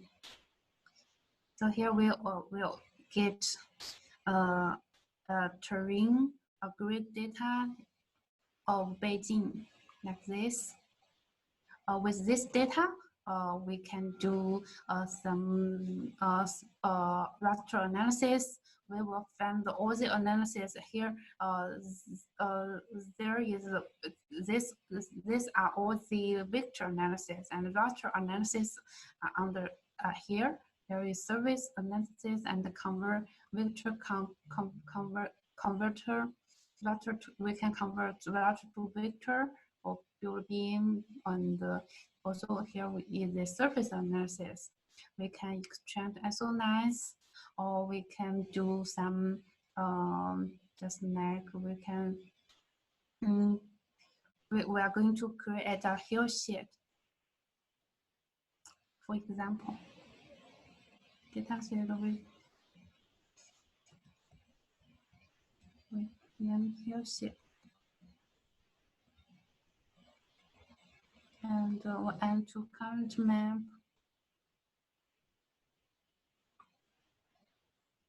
And here we're going to reset its color table. Here we change the color. You can change it to as this. So here maybe the hill sheet. So if we reorder this, put it under the hill, and then we set the transparency of this raster data, like 30. Here we can see we can get author data, author image, which have this 3D effects. We can also directly create the author image. Just make it. Oh, sorry, I have to close. Do it again. Here we are going to select the mosaic result 1. Okay. Okay. So here we add to current map. Yes.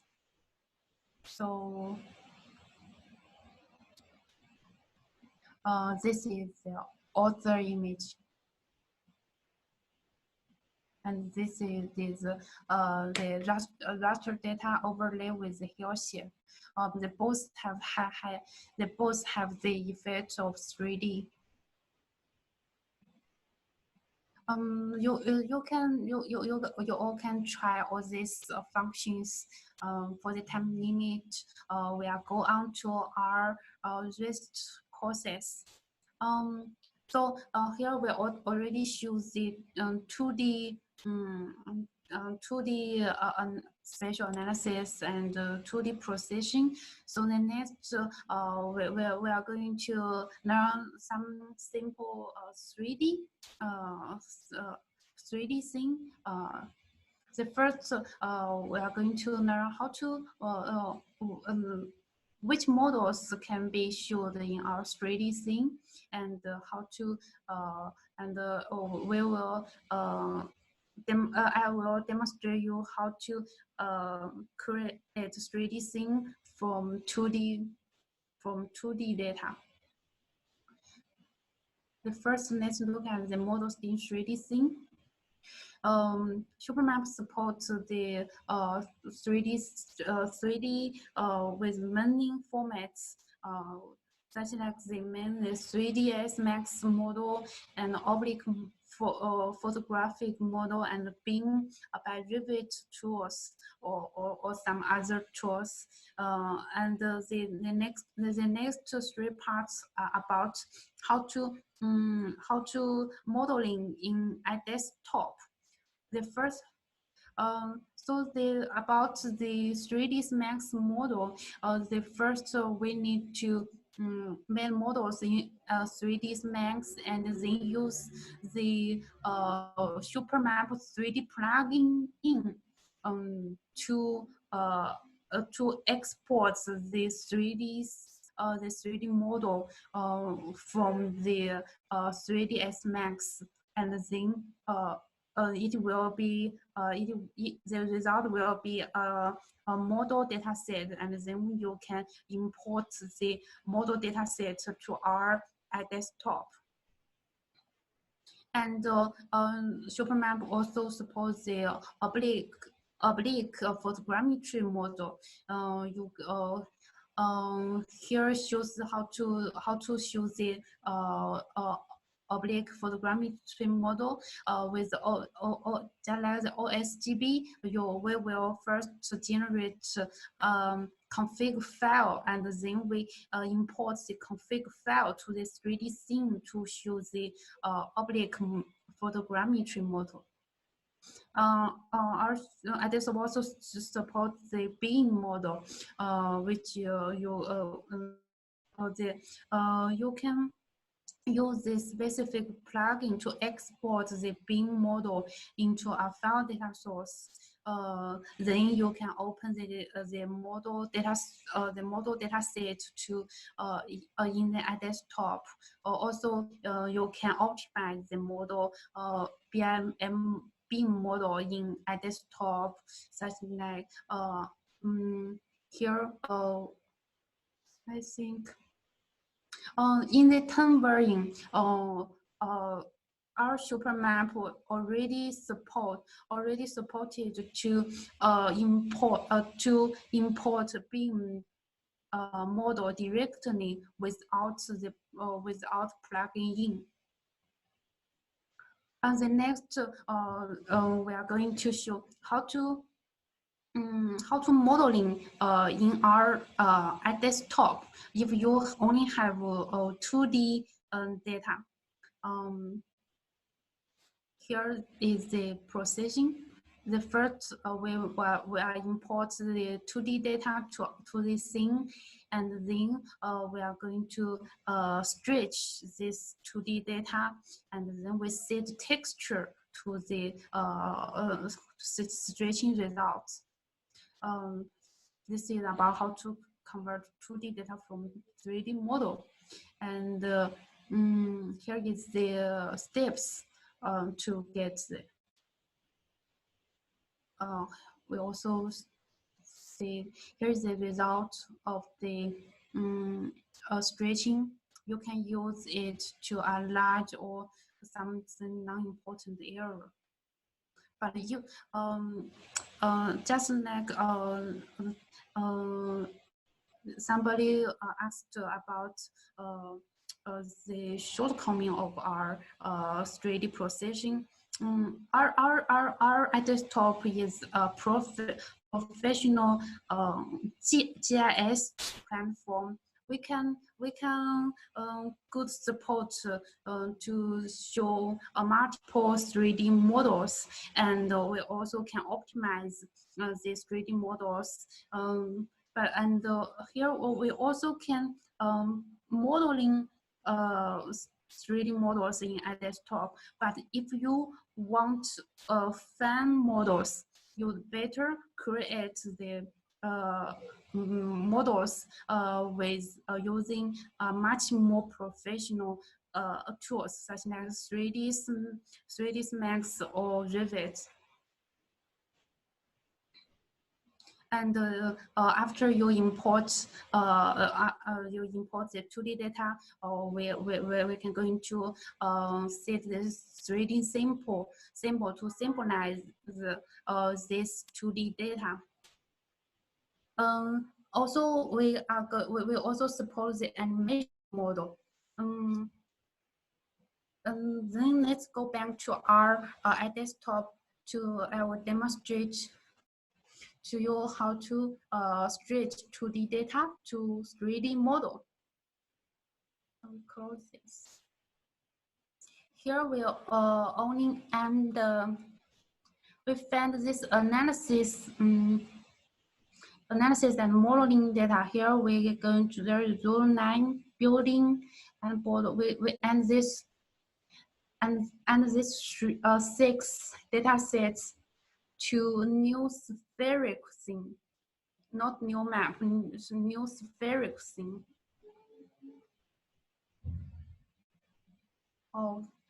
Here in China, almost almost night now. So here we can choose anyone to jump to the layer. Here, because now it is night in China. Here this data is in Beijing. So here we can select the trajectory to change the time. Here we can see now is 8 p.m. and we can change it to much earlier. This is afternoon, just like this. And you will like this, we can see that this is 2D data. It will show like this, and then we are going to sampling modeling. First, we are going to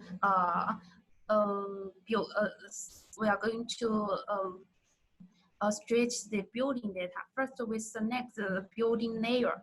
We should select this, and then we find the styles at the menu, and then here's extension function, and we set the altitude mode.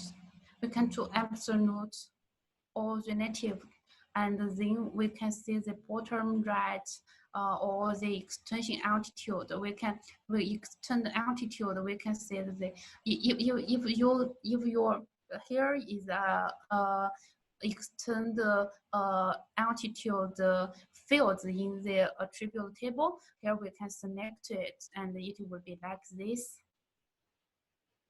And if you also can input, if you put value, and all the buildings are in the same height. So here we can open our attribute table. Here we can see the height building. It is different of each building, and the floors. So here we can set extend altitude like this height building. So it will be like this, much more view. And then we can select texture. Also texture file, set texture, and top texture.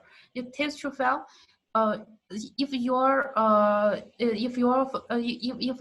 can add each each building's features to the attribute table. If you don't have, you can you can select the file. We are going to find the texture file. Here we choose this set file, open it. And then we set the repeat time. The telling you is the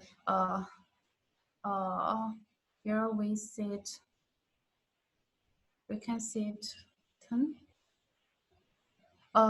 If you know there are how many, just like the picture is one window, if you know which, here we also can find the value in the attribute field, in the fields of the attribute, but it can define each building with its own this value, and also if not, you can set a same value here. You can set much more bigger. And the turning way, here we can set floors. It is the height of just like if you here as the floors here, we can see there is 3, 8, 2. It's different. So the floor is different. Here is 3 and here is 6. So now and the top texture, we also can set the top texture. We just select this, and then we change the foreground layer with we change it as white. So here it will be like this, much more beautiful. This is about the building, and the next we are going to see the road. Here is road 9. Here we just going to find the layer style setting, and the streeting 9, library streeting. Here highway. If you don't have this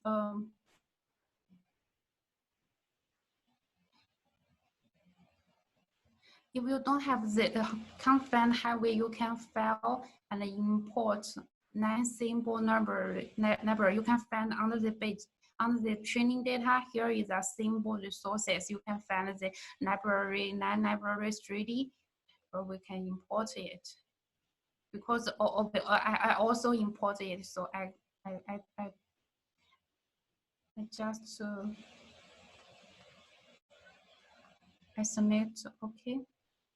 Here we can see the don't worry, you can jump to R to the layer. We can see the road is not displayed. Here we need to change. We need to edit this road, this symbol, and we need to here is the preview of the road, and here we can select this, and here we can see that the road is appeared. Here, okay. I'm sorry.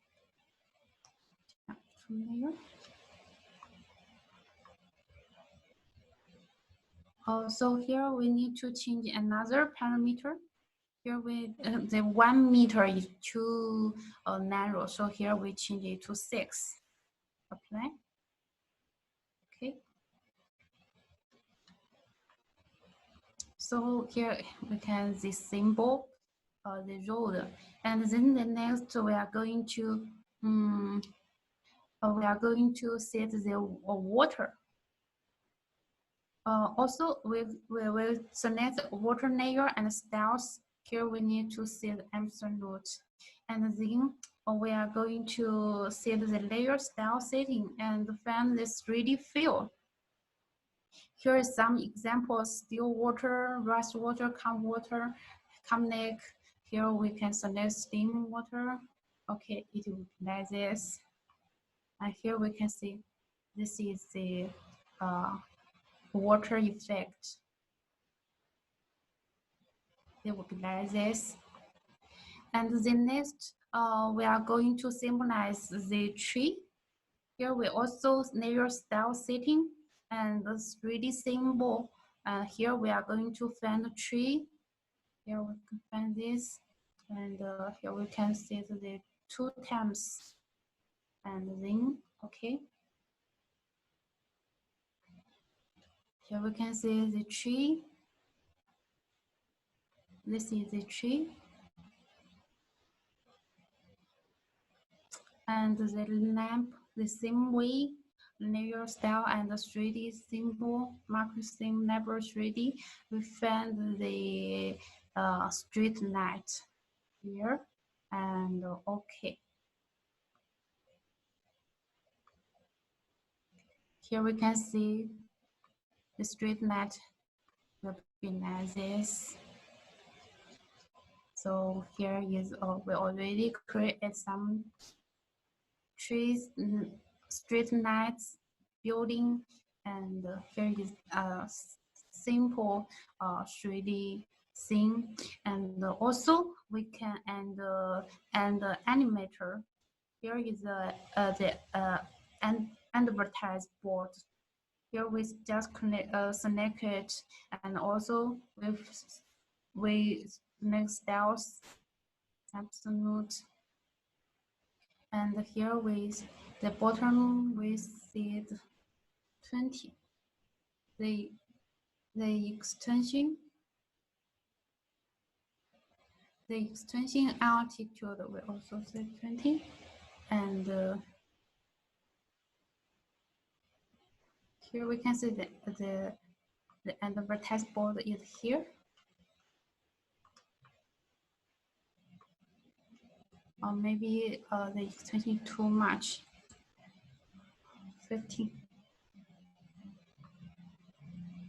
Then we add the texture.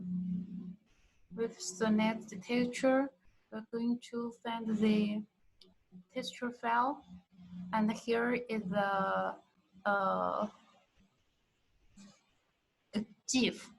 Here is a GIF. We add it here. Then we can see it can show the animator like this. So this is about the rapidly 3D modeling. You also can have a try. So after we create, we can save it. Rename it.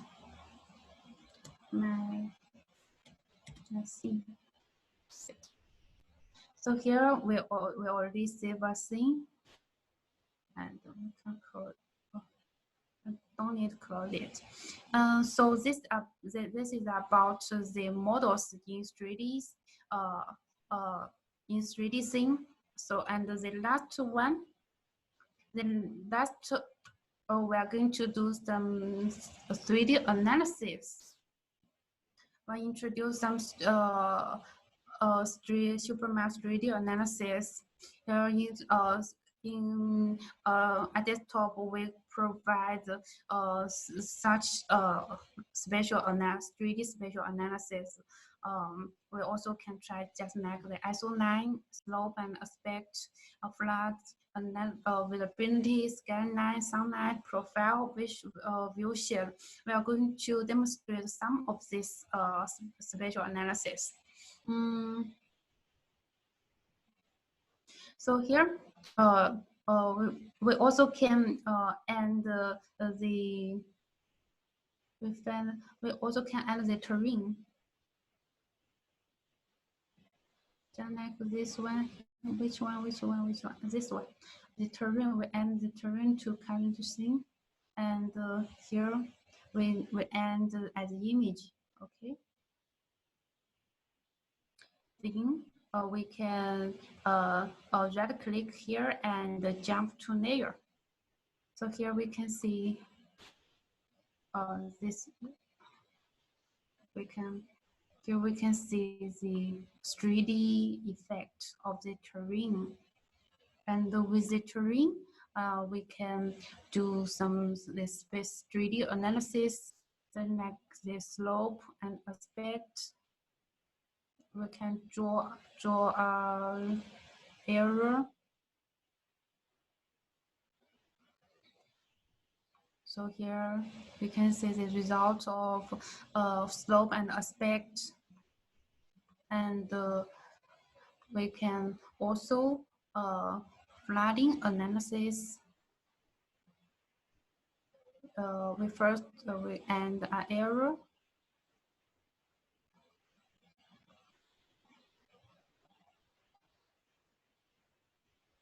Here is monitor the flooding. Here we can see it. We can just see the max visible as 500. So here we can do it. The mean visible which here, so we can see it's much bigger, and here we can see the monitoring of flooding, and this is about flooding analysis. And also we can also do some here, all these video analysis should here. Then if we want to show the view shed analysis, we can come back to our model, 3D model, jump to layer. You can see it is available.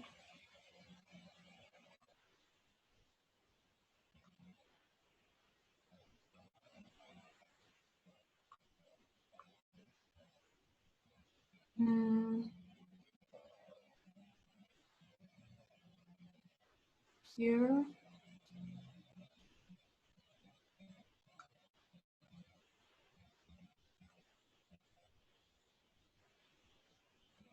Here we're going to see the, because we end the terrain, so we need to set the bottom altitude of each data. So here we just remove the, we don't know the bottom of this 2D data. So here we just remove the terrain.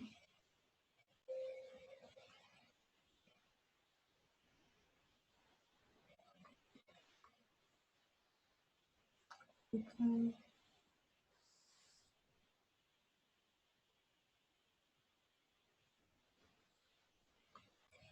And then here we can do such like the view shed analysis to see which, if we stand in error, just like this, we stand here.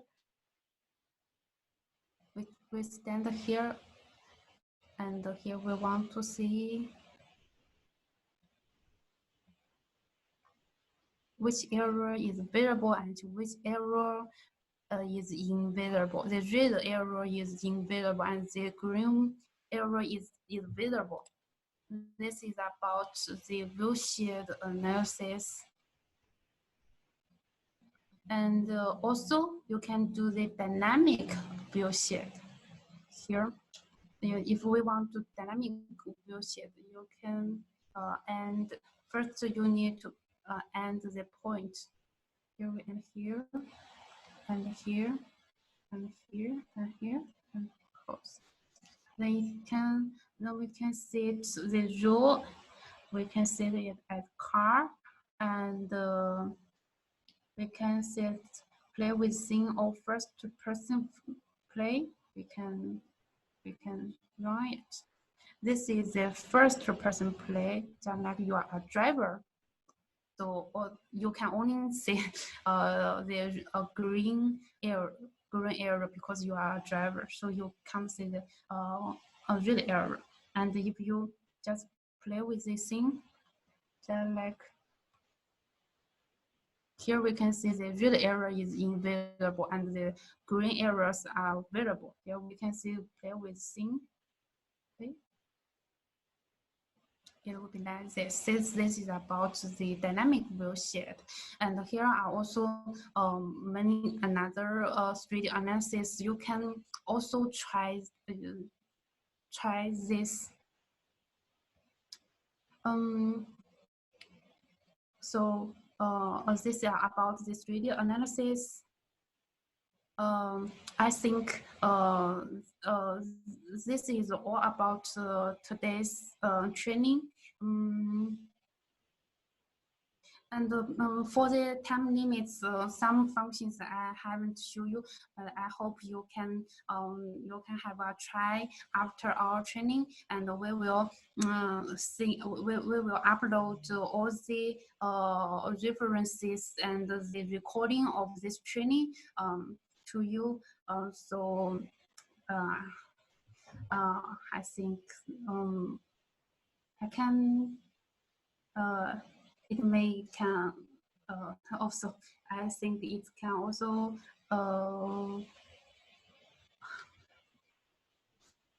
That's all over my training, and I hope to see you again.